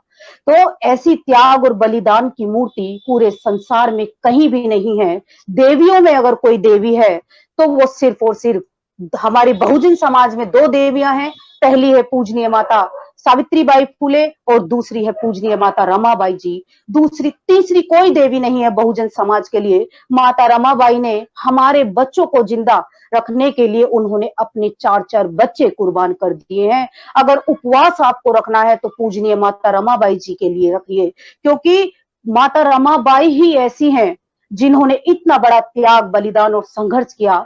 खुद फटी हुई साड़ियां उन्होंने पहनी, फटी हुई साड़ियों पर पैबंद लगाकर उन्होंने पहना, तब कहीं जाकर हमारे तन पर आज ये अच्छे कपड़े हैं। भूखे प्यासी वो रहती थी, एक एक समय वो भोजन करती थी, दूसरे समय का उनको पता नहीं होता था, तब कहीं जाकर आज हमारे पेट में भरपेट भोजन हमको मिल रहा है। तो माता रमाबाई जी का त्याग और बलिदान हम लोग कभी भी भूल नहीं सकते, और उन्हीं के त्याग और बलिदान से प्रेरित होकर मैंने और मेरी बहुत सारी बहनों ने अपनी बॉडी को मेडिकल कॉलेज को दान कर दिया है कि जब तक हम लोग जीवित रहेंगे तब तक हम महापुरुषों की विचारधारा का प्रचार प्रसार करते रहेंगे, और जब इस दुनिया से जाएंगे हम अपनी बॉडी को जलने नहीं देंगे। यानी डॉक्टर्स हमारी बॉडी पर रिसर्च करेंगे और गंभीर से गंभीर बीमारी का पता लगाएंगे। यदि हमारी आंखें किसी को लगती हैं तो वो दुनिया देख सकते हैं, यदि हमारी बॉडी का पार्ट किसी को लगता है तो उनको जीवन दान मिल सकता है। हम अपनी बॉडी को जलाकर व्यर्थ नहीं जाने देंगे, और इसीलिए 27 मई को गाजियाबाद में, यानी कल बहुत बड़ा प्रोग्राम होने जा रहा था, लेकिन लॉकडाउन की वजह से वो प्रोग्राम कैंसिल करना पड़ा। अब ये प्रोग्राम 7 फरवरी को किया जा रहा है, और इसमें हमारी बहनों के साथ साथ हमारे भाई भी बढ़ चढ़कर हिस्सा ले रहे हैं, क्योंकि माता रमाबाई और बाबा साहब का त्याग और बलिदान इतना है, इतना बड़ा ऋण वो हमारे ऊपर चढ़ा कर गए हैं। हम लोग उनके मुकाबले तो कुछ नहीं कर सकते, कुछ भी नहीं कर सकते जितना बड़ा उन्होंने किया है, लेकिन कोशिश यही रहती है कि उस ऋण को इस दुनिया से जाने से पहले कुछ ऋण हम भी अदा करके चले जाएं। जी जी, तो साथियों, आपने सुना माता रमाबाई के त्याग और बलिदान को किस तरह से पूनम बोस जी ने बताया। साथियों, यहाँ मैं एक चीज बताना चाहूंगा कि पूनम बोस जी एक भीम ज्ञान चर्चा संघ की सदस्य हैं और सक्रिय सदस्य हैं, और ये भीम ज्ञान चर्चा मिशन जो संघ है उसकी ये पूरी तरह से तैयारी थी कि 27 मई को माता रमाबाई के परिनिर्वाण दिवस पर ये इनकी टीम जो हजारों में है वो एक प्रोग्राम देके एक स्टेज के माध्यम से इसकी घोषणा करें, लेकिन इस लॉकडाउन के चलते ये लोग नहीं कर पाए, इसलिए इन्होंने अब आगे इस प्रोग्राम को बढ़ा दिया है, जैसा कि पूनम बोस जी ने अभी बताया है। तो मैं सैल्यूट करता हूं भीम ज्ञान चर्चा मिशन संघ के सभी लोगों को, मेरा क्रांतिकारी जय भीम। और बहुत अच्छी जानकारी आपने दर्शकों को दी, और अगर आपके मन में कोई सवाल या जवाब है तो आप कह सकती हैं। जी, एक अपील करना चाहती हूँ, जैसे कि आप सभी लोग जानते हैं कि कल पूजनीय माता रमाबाई जी की पुण्य तिथि है, तो मैं सभी बहुजनों से ये अपील करना चाहती हूँ कि आप अपने घरों में पूजनीय माता रमाबाई जी को सच्ची श्रद्धांजलि दें, और अपने बच्चों को, अपने परिवार वालों को पूजनीय माता रमाबाई जी के त्याग और बलिदान के बारे में बताएं, और अपने बच्चों को बताएं कि देवी अगर इस धरती पर कोई है तो वो सिर्फ और सिर्फ पूजनीय माता रमाबाई जी है और माता सावित्रीबाई फूले जी है। और ये सभी बहुजनों की ड्यूटी बनती है कि वो अपने महापुरुषों के बारे में जाने, अपने इतिहास के बारे में जाने। जी जी, पूनम बोस जी बहुत बहुत धन्यवाद मेरे पेज सोशल मीडिया ही बहुजन मीडिया से जुड़ने के लिए। बहुत अच्छा लगा आपसे चर्चा करके, और भविष्य में भी उम्मीद करूंगा कि आपके साथ बहुजन महापुरुषों को लेकर आगे भी चर्चा में शामिल होऊंगा। बहुत बहुत धन्यवाद, थैंक यू सो मच। जी, निकाल।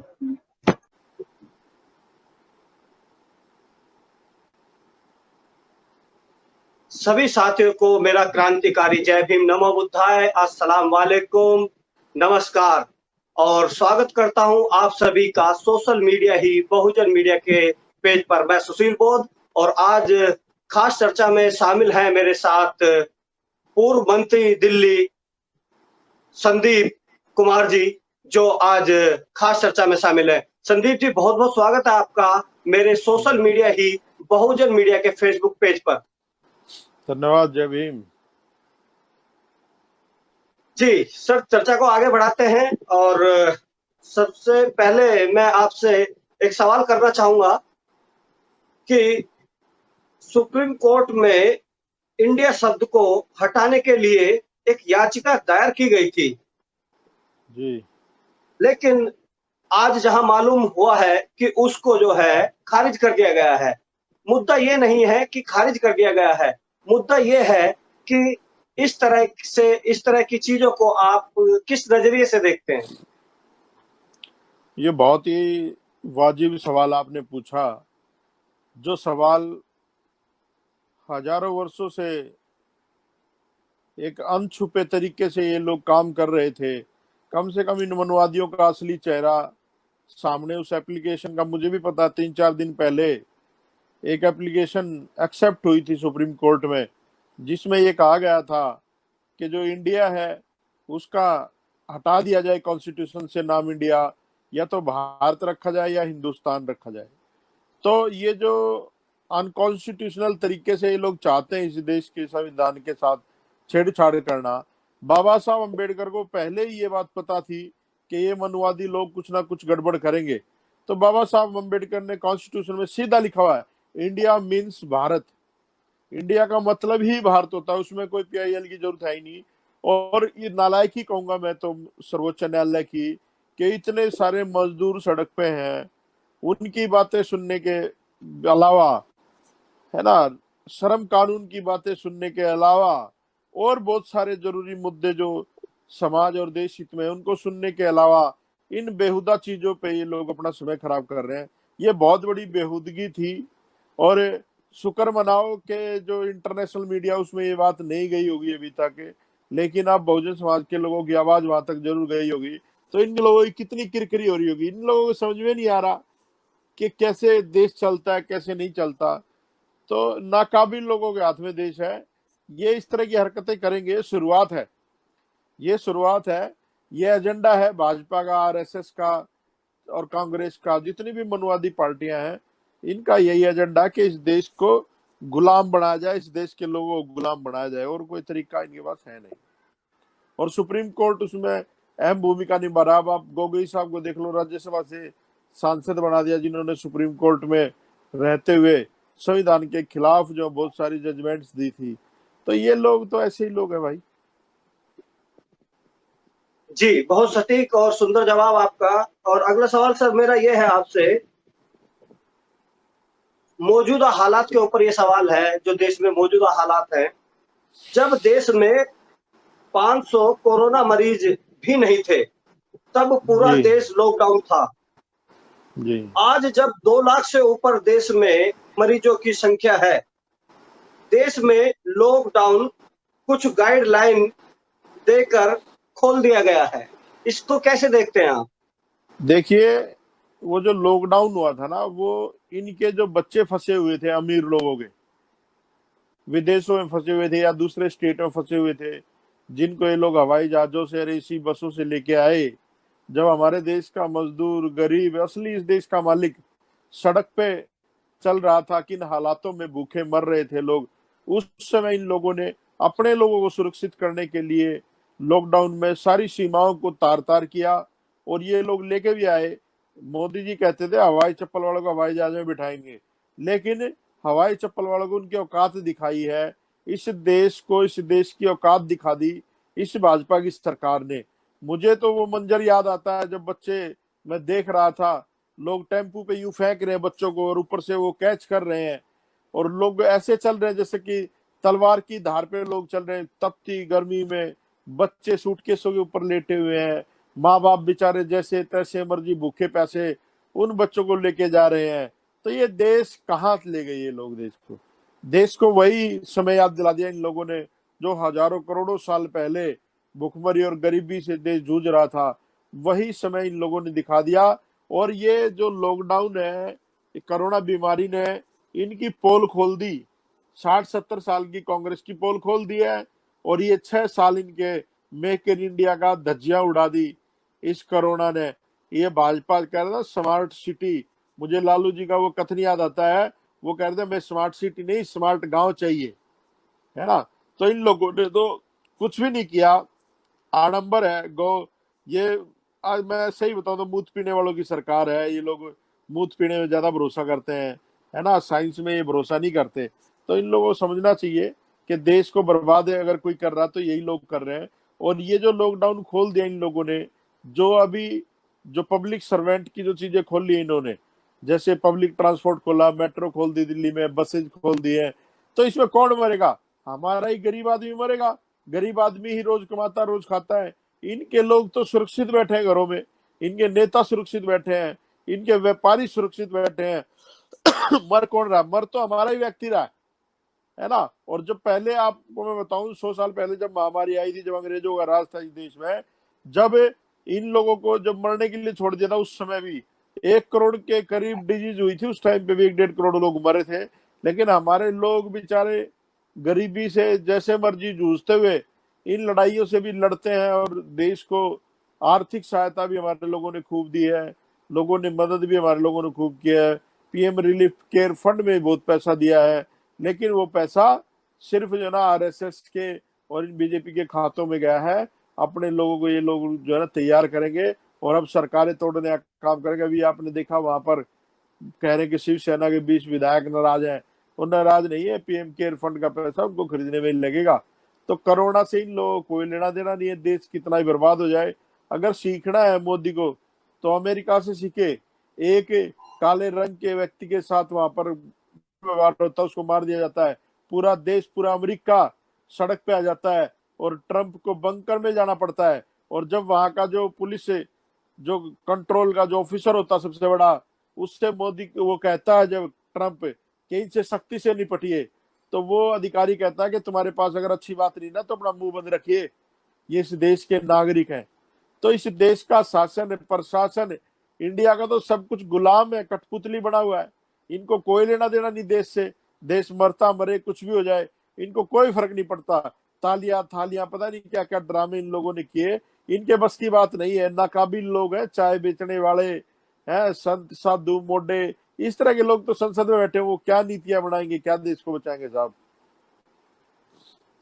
जी, मैं जो साथी जो दर्शक हमें सुन पा रहे हैं और देख पा रहे हैं, मैं उनसे अपील करूंगा कि इस वीडियो को ज्यादा से ज्यादा शेयर करें, क्योंकि बहुत सटीक जानकारी हमारे संदीप जी के द्वारा आपको दी जा रही है।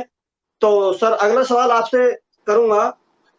हालांकि देश में बहुजनों पर तरह तरह के अत्याचार होते रहे हैं, लेकिन क्या लॉकडाउन की आड़ में बहुजनों पर अत्याचार अधिक देखने को मिल रहा है? इसे किस नजरिए से देखते हैं आप? देखिए, पूरे देश में खबरें आ रही हैं, लोग हमारे पास फोन करते हैं, है ना। और हम हमेशा जब लॉकडाउन नहीं था तो जहाँ भी एट्रोसिटी होती थी हम लोग पहुंचते थे। आज इन लोगों को एक बहाना मिल गया कि अगर हम लोग जाएंगे तो उठा करके इनको बंद कर दो, ये लोग लॉकडाउन का उल्लंघन कर रहे हैं।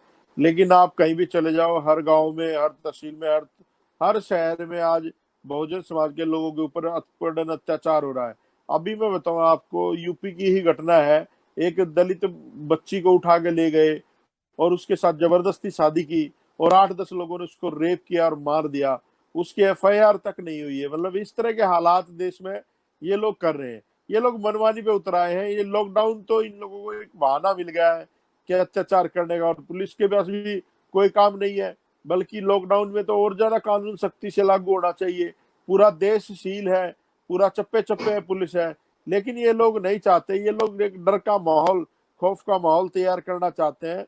और ये जो, मैं तो इस नजरिए से देखता हूँ इस लॉकडाउन को कि ये लॉकडाउन नहीं है, ये रिहर्सल हो रही है इस देश पे कब्जा करने की। जो मनुवादी ताकतें आज सत्ता में या प्रशासन में बैठी है, वो रिहर्सल कर रही है इस देश को कब्जा कैसे करना है और इन बहुजन समाज के 85% लोगों को गुलाम कैसे बनाना है। मुझे तो यही लगता है यही अत्याचार इसलिए बढ़ रहे हैं कि देख रहे हैं कि बर्दाश्त की सीमा कहाँ तक है। तो कोई बात नहीं है, लॉकडाउन खुलने दो, हम दिखाएंगे इन लोगों को बर्दाश्त की सीमा भी, और आंदोलन भी करेंगे। हम लोग सड़कों पे उतरेंगे अपने लोगों को न्याय दिलाने के लिए। बहुत ज्यादा अत्याचार बढ़ रहा है इस लॉकडाउन की आड़ में साहब। जी, मैं आप मुझसे जुड़े इसके लिए आपका बहुत बहुत साधुवाद है, और कीमती समय है आपका, ज्यादा समय नहीं लूंगा। चलते चलते एक सवाल और आपसे करूंगा मैं। छोटा सा सवाल और है सर जी। आज भी बसपा पार्टी से बाहर रहकर भी बसपा पार्टी को अपने स्तर पर मजबूत कर रहे हैं। बसपा पार्टी में वापसी की कितनी संभावनाएं खुद से देखते हैं अपने लिए? देखिए, मैं तो बसपा में कभी भी नहीं आऊंगा। ये सारे देश के लोग सुन लें। और अगर मैं बसपा में आया भी ना तो मैं सिर्फ कार्यकर्ता बन के आऊंगा, कोई पदाधिकारी बन के नहीं आऊंगा। अगर मुझे कार्यकर्ता बनाना चाहते हैं ये लोग बनाए, क्योंकि पदाधिकारियों ने तो क्या किया है इस देश में, बसपा का बेड़ा गर्क करने वाले ही प्रभारी और ये अध्यक्ष टाइप के लोग हैं। इन लोगों ने काबिल लोगों को कभी मौका ही नहीं दिया आगे बढ़ने के लिए, पार्टी को आगे बढ़ाने के लिए। नाकाबिल लोगों की जरूरत है। बीएसपी में वो लोग काम कर ही रहे हैं। आप देख रहे हैं दिल्ली का क्या हासिल हुआ। दिल्ली में 62,000 वोट आई है ना, पूरी दिल्ली में 62,000 वोट आई।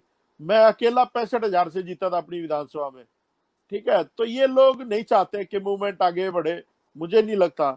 और ये जो गलती है, आज हम लोग सब सोचते हैं कि एक और कांशीराम कहीं से आ जाए, तो कांशीराम नहीं आने वाला, बाबा साहब अम्बेडकर नहीं आने वाले। ये तो हम लोगों को ही मिलके इस कारवां को आगे बढ़ाना पड़ेगा। और साहब कांशीराम ने एक बात और कही थी कि अपने समाज के लोगों को इतना तैयार कर दो कि कोई भी राजनीतिक हमारा आदमी इनको बहका के इनकी वोट न ले जाए, डर दिखा करके। आज जो है ना, सारी पार्टियां डर दिखा करके, बीजेपी मुसलमानों का डर दिखा करके हिंदू बना करके वोट ले रही है, कांग्रेस आरएसएस का डर दिखा के हिंदू बना करके मुसलमानों की हितैषी बन के वोट ले रही है, बीएसपी इन मनुवादियों का, इन सब का डर दिखा करके और अपनी सत्ता सिर्फ, मैं कहूं ना कड़वी बात है, लेकिन अगर यूपी में भी सत्ता बचा पाए तो बहुत बड़ी बात होगी। ये जो 2022 का चुनाव है, ये बीएसपी के या तो उदय का चुनाव होगा या अंत का चुनाव होगा। ये बहुत खतरनाक चुनाव होने वाला है। और बीएसपी का उदय अंत क्या होगा? इस देश के बहुजनों का उदय अंत होगा। इस देश के बहुजनों की जिंदगी साख पे लगी हुई है। इस देश के बहुजनों ने, जो करोड़ों लोगों ने शहादत दी थी, जैसे आरएसएस के लोग बीजेपी को मजबूत करने के लिए अपना पूरा जीवन लगा देते हैं, ऐसे ही बहुत सारे लोगों ने बहुजन समाज पार्टी का राज लाने के लिए अपने जीवन निछोर किए हैं। मुझे 80-80 साल के बुजुर्गों के फोन आते हैं कि बेटा किसी और पार्टी में मत जाना, बहुजन समाज पार्टी को मजबूत करना है।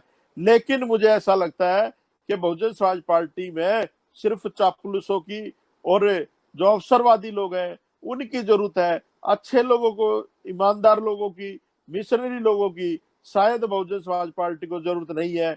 और ये हमारा दुर्भाग्य है कि हमारे पास आज सिर्फ एक ही नेता बची हुई है बहन जी, और कोई नेता नहीं है पूरे देश में जिसपे हम लोग भरोसा कर सके। तो हम सब लोगों को अपने अपने स्तर पे बीएसपी को ही मजबूत करना पड़ेगा, क्योंकि ये हाथी जो है किसी के बाप की बपोती नहीं है। ये मान्यवर साहब कांशीराम का हाथी है। ये बसपा हमारे बाप की पार्टी है, मान्यवर कांशीराम की पार्टी है। बसपा हमारी माँ पार्टी है।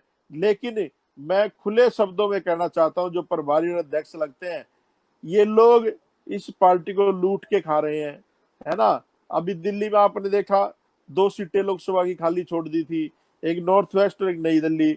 हरियाणा में भूपेंद्र हुड्डा के सामने सीट खाली छोड़ दी थी, उधर गुड़गांव की सीट खाली छोड़ दी थी। ये जितने भी लोग हैं, ये जो प्रभारी और ये जो और लोग हैं, इन लोगों ने इस पार्टी का नाश कर दिया, बेड़ा गर्क कर दिया। तो बचने की जरूरत है इन प्रभारियों से। इनसे तीखे सवाल करो। और मैं तो आपसे भी कहता हूँ, अगली बार इन बसपा वालों को बुलाना हमारे साथ बात करने के लिए, एक डिबेट करवाओ इनके साथ, बताते हैं इनकी औकात इनको कि कितना काम करते हैं, है ना। जब मजा आएगा, जब सारा समाज और सारी देश देखेगा। ये भी आजकल जूम बहुत खेल रहे हैं, जूम एप्लीकेशन में बहुत खेल रहे हैं। अपने अपने गुर्गों को बैठाते हैं और अपनी बात करते हैं, फिर सोशल मीडिया फोटो वायरल करते हैं, ना कि ऑडियो वायरल करते हैं। तो इनको भी बुलाओ, अगर इनमें हिम्मत है तो समाज के लोगों से बात करने की। हाँ, हम आखिरी सांस तक बसपा ही है और बसपा ही रहेंगे भाई। जय भीम, नमो बुद्धाय। जी, बहुत बहुत साधुवाद आपका मेरे साथ जुड़ने के लिए। जय भीम। और आगे की जो डिबेट होगी उसमें मैं आपके साथ किसी न किसी बसपाई को लेके आऊंगा।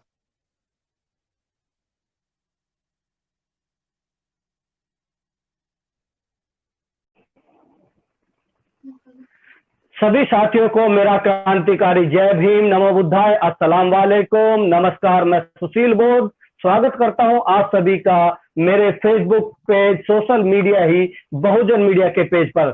तो जैसा कि आप लोगों को सुबह ही बता दिया गया था कि आज मेरे साथ खास चर्चा में शामिल हैं निर्देश दीदी, जो बहुजन योद्धा के रूप में काम कर रही हैं और समाज सेविका है और बाबा साहब के मिशन को आगे बढ़ा रही हैं। तो निर्देश दीदी, आपका स्वागत है मेरे फेसबुक पेज पर, सोशल मीडिया ही बहुजन मीडिया पर।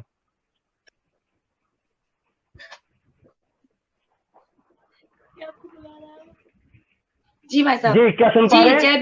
जी, जय संविधान जी।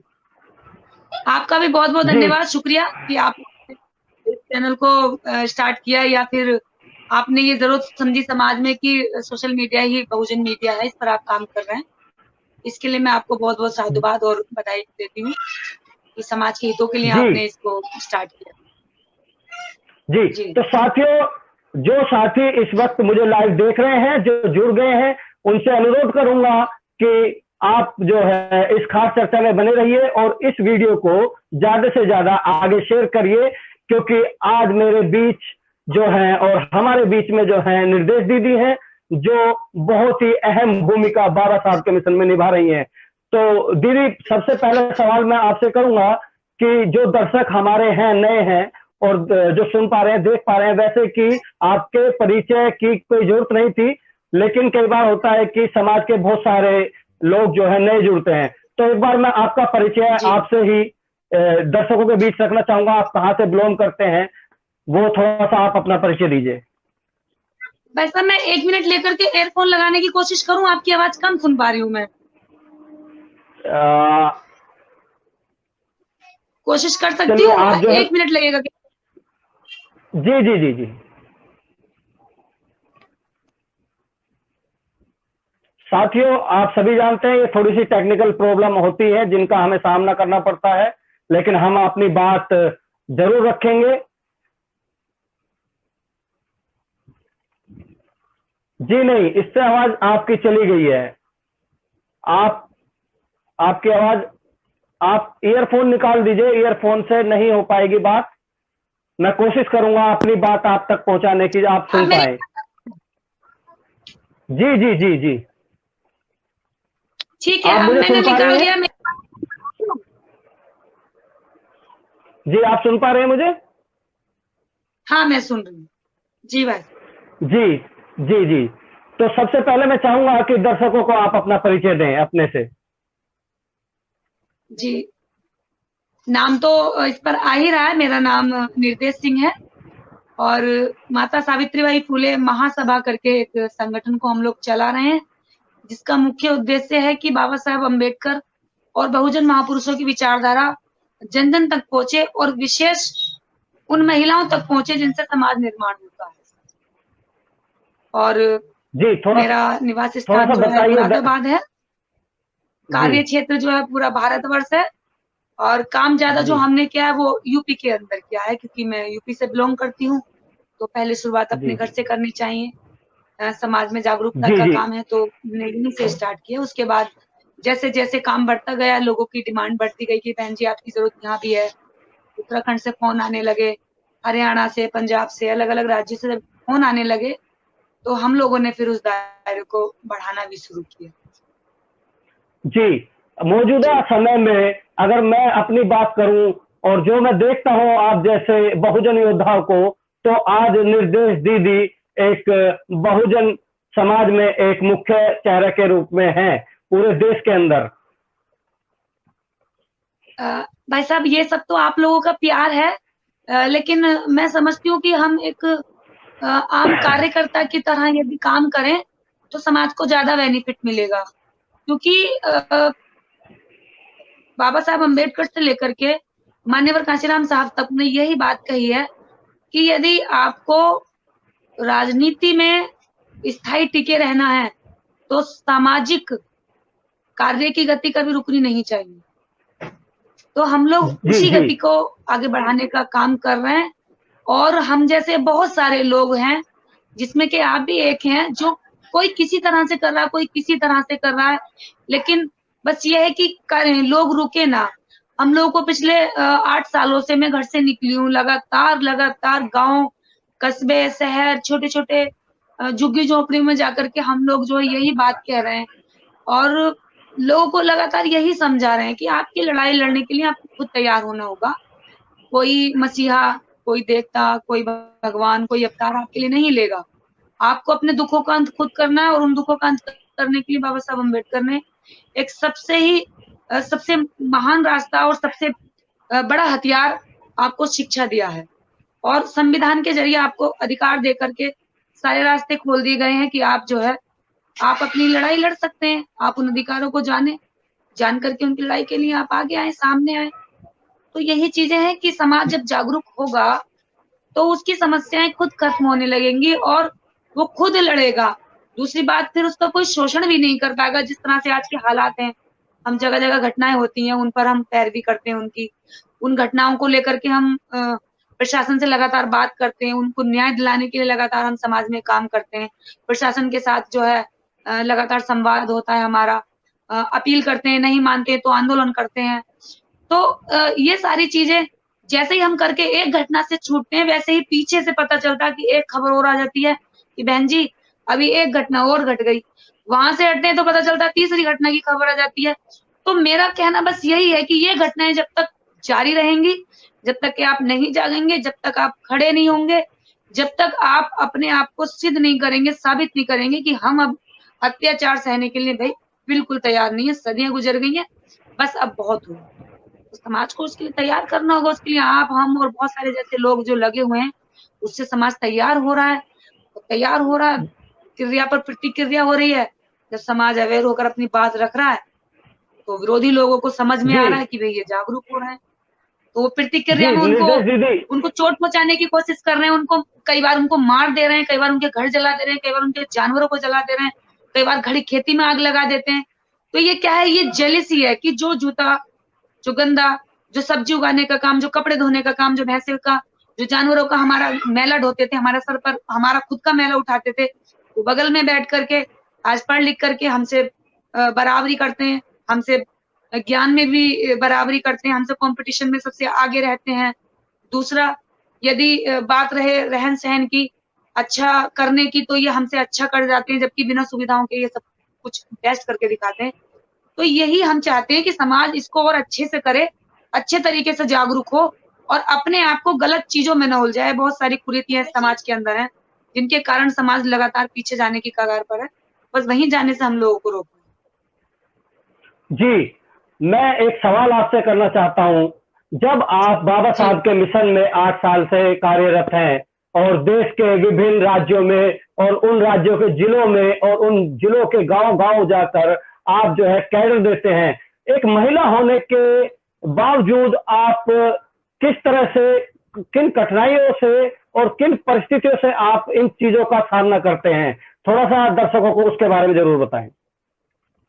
भाई साहब, एक तो महिला होना और ऊपर से दलित होना, आप समझ रहे हैं, पहला महिला होना और सेकेंडरी दलित होना, ये दो बातें जिस महिला के साथ हैं उसके लिए समाज में और इस देश के अंदर काम करना बहुत मुश्किल है और 4 गुना संघर्ष उसका बढ़ जाता है। तो जो संघर्ष एक महिला को करने पड़ते हैं, बहुत सारी महिलाएं आज निकल रही हैं, बहन बेटियां निकल रही हैं, हमने बहुत लोगों को तैयार किया, महिलाएं आ रही हैं बाहर निकलकर, हजारों महिलाएं लिख रही हैं, बोल रही हैं। तो मैं उन समस्याओं को आज इसलिए बताना चाहूंगी क्योंकि ये प्रॉब्लम्स उनके आगे भी आएंगी, वो इन समस्याओं को देखकर पीछे ना हटें, क्योंकि ये समाज है, ये हर तरह से आपकी परीक्षा लेगा, ये हर तरह से आपको जो है नाप तोल कर देखेगा कि आप कितना सहन कर सकते हैं, कितना सहन करके भी आप समाज के लिए कर सकते हैं। तो समाज के अंदर यदि कोई महिला काम करने जाती है तो सबसे पहली समस्या ये आती है कि महिला अर्थ में कमजोर होती है, आर्थिक रूप से। पूरे देश के अंदर हम जाने तो कुछ ही % महिलाएं ऐसी हैं जो आर्थिक रूप से सशक्त हैं। पहली बात तो महिलाएं आर्थिक रूप से कमजोर होती हैं, वो डिपेंडेबल होती हैं, अपने पति, पिता, भाई, किसी न किसी पर वो डिपेंडेबल होती हैं। तो बाहर जाकर काम करने के लिए संसाधनों की जरूरत पड़ती है और शुरू में संसाधन समाज से इकट्ठा नहीं हो पाते हैं। समाज इतनी जल्दी आपको जो है ट्रस्ट नहीं करता है या फिर समाज इतनी जल्दी आपको जानता नहीं है तो नहीं भी दे पाता है। तो पहली चीज महिलाओं के आगे समस्या आती है कि वो फाइनेंशियल किस तरह से अरेंज करें। वो हम परिवार को अपने मना लेते हैं, कर भी देते हैं, बाहर निकलते हैं। तो दूसरी बात आती है कि अरे ये क्या कर पाएगी, ये तो एक महिला है, ये लड़की के अंदर जो लोग इतने मिलकर, पुरुष मिलकर नहीं कर पाई, अकेली महिला क्या कर पाएगी। क्योंकि महिला जब निकलती है तो अकेली ज्यादा होती है, महिलाएं और साथ आने के लिए लंबा समय लग जाता है। क्योंकि महिलाओं के अंदर सबसे बड़ी चीज तो ये है कि उन्होंने अपने जीवन का जो एक आधार है वो बना लिया, खाना बनाना, बच्चे पैदा करना, और घर में पति सास ससुर की सेवा करना। इसके अलावा जीवन के अंदर वो कोई भी सोशल फील्ड या पॉलिटिकल फील्ड में वो जाने की या करने की कोशिश नहीं करती है, ना ही सोचती भी नहीं है। मैं ये कहती हूँ कि उन्होंने सोचना भी बंद कर दिया है, क्योंकि जो बचपन से उनको संस्कार दिए जाते हैं कि भी आपको क्या करना, पति के घर जाना, पराये घर जाकर आपको खाना बनाना, आपको पति की सेवा करनी है। सबसे बड़ी चीज ये है कि महिलाओं की ये सोच बदले कि वो घर से बाहर निकल करके काम करने के लिए तैयार हो, और जब वो तैयार हो तो उसके बाद समाज के लिए जो है चैलेंज है कि समाज उन पर टीका टिप्पणी ना करे, उन पर कमेंट ना कसे, उनका साथ दे। क्योंकि महिला जब बाहर निकलती है तो बहुत सारी बातें होती हैं। इवन आप ये समझ सकते हैं कि उसके कैरेक्टर तक को भी ले लेते हैं, और कैरेक्टर महिला का इतना सस्ता सौदा है कि आप कुछ भी कह दीजिए उठाकर लोग मान लेंगे। लोग जरा भी उस पर जो है चर्चा नहीं करेंगे, जरा भी उस पर सही गलत सोचने की या बुद्धि को लगाने की कोशिश नहीं करेंगे। बस आप थोड़ा सा कह दीजिए, बिल्कुल इंटरेस्टिंग टॉपिक होता है ये, और सामने वाले लोग इसको और भी अच्छे से प्रचारित करते हैं और महिला को डाउन करने का पूरा काम करते हैं। तो महिला के रास्ते में जो अड़चने आती हैं, सबसे बड़ी वो कि वो फाइनेंशियल कमजोर होती हैं। दूसरी बात ये कि समाज की सोच अभी बदली नहीं है। समाज ने केवल और केवल यही सोचा है कि पुरुष नेतृत्व कर सकता है, महिला नेतृत्व की क्षमता नहीं रखती। लेकिन पुरुषों को समझना चाहिए कि बहन जी ने 4-4 बार सत्ता में बैठ करके पुरुषों की उस सोच को भी बहुत पहले जो है बर्खास्त कर दिया, मतलब निराधार कर दिया है। और इतने साल 17-18 साल जो है इंदिरा गांधी ने पूरे देश पर शासन करके इस सोच को बदलने का प्रयास किया, लेकिन समाज आज भी जो है इतना एडवांस नहीं हुआ कि वो ऐसी सोच रख सके। तो महिलाओं के आगे समस्याएं तो आती हैं। लोग शुरू में आपकी बात ऐसा हो सकता है नहीं भी सुने, हो सकता है कि शुरू में आपको अपमान भी झेलना पड़े, हो सकता है कि लोग आपको इस नजर से देखें कि आप कुछ कर नहीं पाएंगी, तो वो भी एक तरह से निगेटिविटी का सामना करना पड़ता है। लेकिन फिर भी बाबा साहब अम्बेडकर, माता रमाबाई, सावित्रीबाई फुले को जब हम पढ़ते हैं तो हमारे हौसले हमेशा बुलंद रहते हैं और ये चीजें हमें छोटी दिखने लगती हैं। जी, यहाँ पर एक सवाल और करूंगा आपसे। आपके परिवार की सपोर्ट किस तरह से है? आपके परिवार की सपोर्ट किस तरह से मिलती है आपको? देखिए, मेरे परिवार की सपोर्ट तो ये है कि जब मैंने मिशन को जाना तो मैंने सबसे पहले अपने परिवार पर काम किया। मैंने बाहर नहीं निकला, मैंने सबसे पहले अपने परिवार पर काम करना शुरू किया, परिवार को समझाया, उन लोगों को पढ़ाया, उन लोगों को बाबा साहब का साहित्य लगातार उनके सामने बैठकर पढ़ाओ, उनको बताती रही, उनको भी इंटरेस्ट आया, फिर उन्होंने पढ़ना शुरू किया। जब उन्होंने पढ़ना शुरू किया तो वो थोड़ा थोड़ा समझे, और मैं उस वक्त पर निकलने लगी थी कि मैं मिशन को आगे बढ़ाऊंगी, और बाबा साहब अम्बेडकर के मिशन को आगे बढ़ाने के लिए महिलाओं को आगे आना होगा। मैं किसी और का इंतजार नहीं कर सकती कि वो करें, लेकिन मैं खुद कर सकती हूँ और मैं करने से रुकूंगी नहीं। तो ऐसा करने के लिए जब मैं निकली तो परिवार ने बीच में ऑब्जेक्शन उठाया कि बेटा आप ये काम मत करो, ये बहुत रिस्की है, ये समाज आपकी बात नहीं सुनेगा, समाज में बहुत सारी भ्रांतियां हैं, आप कहाँ तक इस समाज को समझाओगी। परिवार ने चिंता जताई, भाइयों ने चिंता जताई कि हमारी अकेली बहन है, हम इस तरह से लापरवाह नहीं हो सकते कि बाहर निकल करके वो काम करे। मतलब शुरू में तो बिल्कुल साथ भी नहीं दिया, लेकिन मेरी जिद थी कि मैं करूंगी काम, और मुझे काम करना, मुझे नींद नहीं आती है।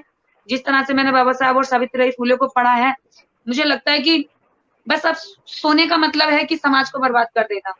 यदि देखना है तो आप लोग देखिए, मैं नहीं देख सकती इसकी बर्बादी को। मैं निकलूंगी और काम करूंगी। मैं कुछ दिन लगातार अकेली जाती रही, करती रही, लेकिन जब मेरे भाइयों को समझ में आने लगा, मेरी माँ समझ गई पूरी तरह, तो उन्हें लगा कि मिशन के लिए जब हम बात करते हैं कुर्बानियों की, तो कुर्बानी हम पड़ोसी के घर से क्यों लें? पहली कुर्बानी हमें अपने घर से, अपने बच्चों की देनी होगी, तभी समाज में क्रांति आएगी, तभी बाबा साहब अम्बेडकर का मिशन आगे बढ़ेगा। तो उन्होंने कहा कि ठीक है, आप काम करो और हम आपको अपना जो है पूरा सपोर्ट देंगे। परिवार से मुझे फिर सब तरह की सपोर्ट मिलने लगी। मेरे छोटे भाई हैं रविराज सिंह, वो फिर 24 आवर मेरे साथ रहने लगे। मेरी गाड़ी में 24 आवर, मतलब वो ड्राइविंग भी करते हैं, मेरे साथ कार्यक्रम ऑर्गेनाइज भी करते हैं। एक तरह से लगा लीजिए कि मेरी छाया बनकर मेरे साथ 24 घंटे मेरा साथ देते हैं। तो मेरी ताकत और दुगनी हो गई। फिर मुझे समाज से कोई डर नहीं लगा कि मैं नहीं कर पाऊंगी, जब मेरे साथ पूरा परिवार आ गया। आज तो हालात ये हैं कि दूर दूर के रिश्तेदार तक जो है विचारधारा में चेंज हो गए हैं, और मुझे खुशी होती है कि आज मेरे विचारों की वजह से पूरे परिवार, रिश्तेदारों में मेरा दर्जा ऊंचा माना जाता है, और ये मुझे खुशी की बात है। जी, यहाँ पर आपके परिवार को सैल्यूट करना चाहूंगा कि उस परिवार को सैल्यूट है मेरा, जिन्होंने आप जैसी बहुजन योद्धा को आगे किया इस समाज को जगाने में और बाबा साहब के मिशन को बढ़ाने में। और एक सैल्यूट आपको भी करूंगा, क्योंकि आपने बाबा साहब को पढ़ा और बाबा साहब के उस दर्द को जाना, सावित्रीबाई फुले को पढ़ा, अपने महापुरुषों को पढ़ा। तो एक बार फिर आपको मेरी तरफ से एक और सैल्यूट करता हूं। और आपकी जो आप बाबा साहब के मिशन को आगे बढ़ा रहे हैं, एक महिला होने के नाते आप इतनी हिम्मत दिखाते हैं, तो उससे प्रेरणा जो है समाज को मिलती है। और मैं देखता हूं आप जैसे योद्धाओं को जो समाज में कैडराइज लोगों को कर रहे हैं, उसका रिजल्ट भी बहुत बढ़िया और सुंदर समाज में आ रहा है और बहुजन समाज जाग रहा है। एक चलते चलते माफी चाहूंगा, चलते चलते छोटा सा सवाल जरूर करूंगा आपसे। एक छोटा सा सवाल है, चलते चलते, समय कीमती है, तो एक आपसे गुजारिश करूंगा कि जो बहुजन महिलाएं हैं और उनके लिए आपकी तरफ से क्या संदेश होगा इस चैनल के या इस प्लेटफॉर्म के माध्यम से? हाँ भाई साहब, मैं आपके चैनल के माध्यम से मैं महिलाओं को कहना चाहूंगी, हम लोग जो लगातार पिछले 8 वर्ष से काम कर रहे हैं, उसमें हमने मुख्य रूप से महिलाओं को ही रखा, क्योंकि किसी भी समाज, परिवार या देश की यदि तरक्की होगी, तो ये बाबा साहब अम्बेडकर ने भी कही है, बहुत ही खूबसूरत बात कही है बाबा साहब अम्बेडकर ने, कि किसी भी समाज की तरक्की में उस समाज की महिलाओं की तरक्की से आंकता हूँ कि उस समाज ने कितनी तरक्की की है। तो इस समाज की महिलाओं को भी तरक्की की ओर कदम बढ़ाने होंगे। बाबा साहब अम्बेडकर का सपना जब तक अधूरा रहेगा, तब तक के महिलाएं कंधे से कंधा मिलाकर के इस मिशन में साथ नहीं देंगी। मैं महिलाओं से अपील करना चाहूंगी कि आप डरिए मत, घबराइए मत, ये समाज इंतजार कर रहा है। और जिस तरह से मेरा अनुभव है काम करने का, कि मैं समझती हूँ कि ये समाज बहुत अच्छा है, ये बहुत भोला है, बस ये जो है ये बहुत सारी कुरीतियों में फंसा हुआ है। इसको यदि हमने वहां से निकाल लिया, तो इससे शक्तिशाली कोई नहीं होगा, इससे ज्यादा समझदार कोई नहीं होगा, इससे ज्यादा बुद्धिजीवी समाज कोई नहीं होगा। तो मैं यही कहना चाहूंगी महिलाओं से कि वो बिल्कुल ना डरें। शुरू में हो सकता है कि आपको चीजों का कुछ सामना करना पड़ सकता है, लेकिन यदि आपको हिम्मत हारने का ऐसा कभी वक्त आए, आपको लगे कि आपके अंदर निराशा आ रही है, तो आप बाबा साहेब को पढ़िए, आप माता सावित्रीबाई फुले को पढ़िए। और आपको लगता है कि कभी कभी किसी से बात शेयर करने की जरूरत पड़ रही है, तो आप मेरा नंबर लीजिए, आप मुझे फोन कीजिए। मैं दिन में कई ऐसे फोनों पर लोगों को मोटिवेट करती हूँ। लोग कई बार निराश हो जाते हैं कि दीदी सब कुछ छोड़ देना, कुछ नहीं होना इस समाज का, हम तो कर करके थक गए, समाज मानता नहीं है।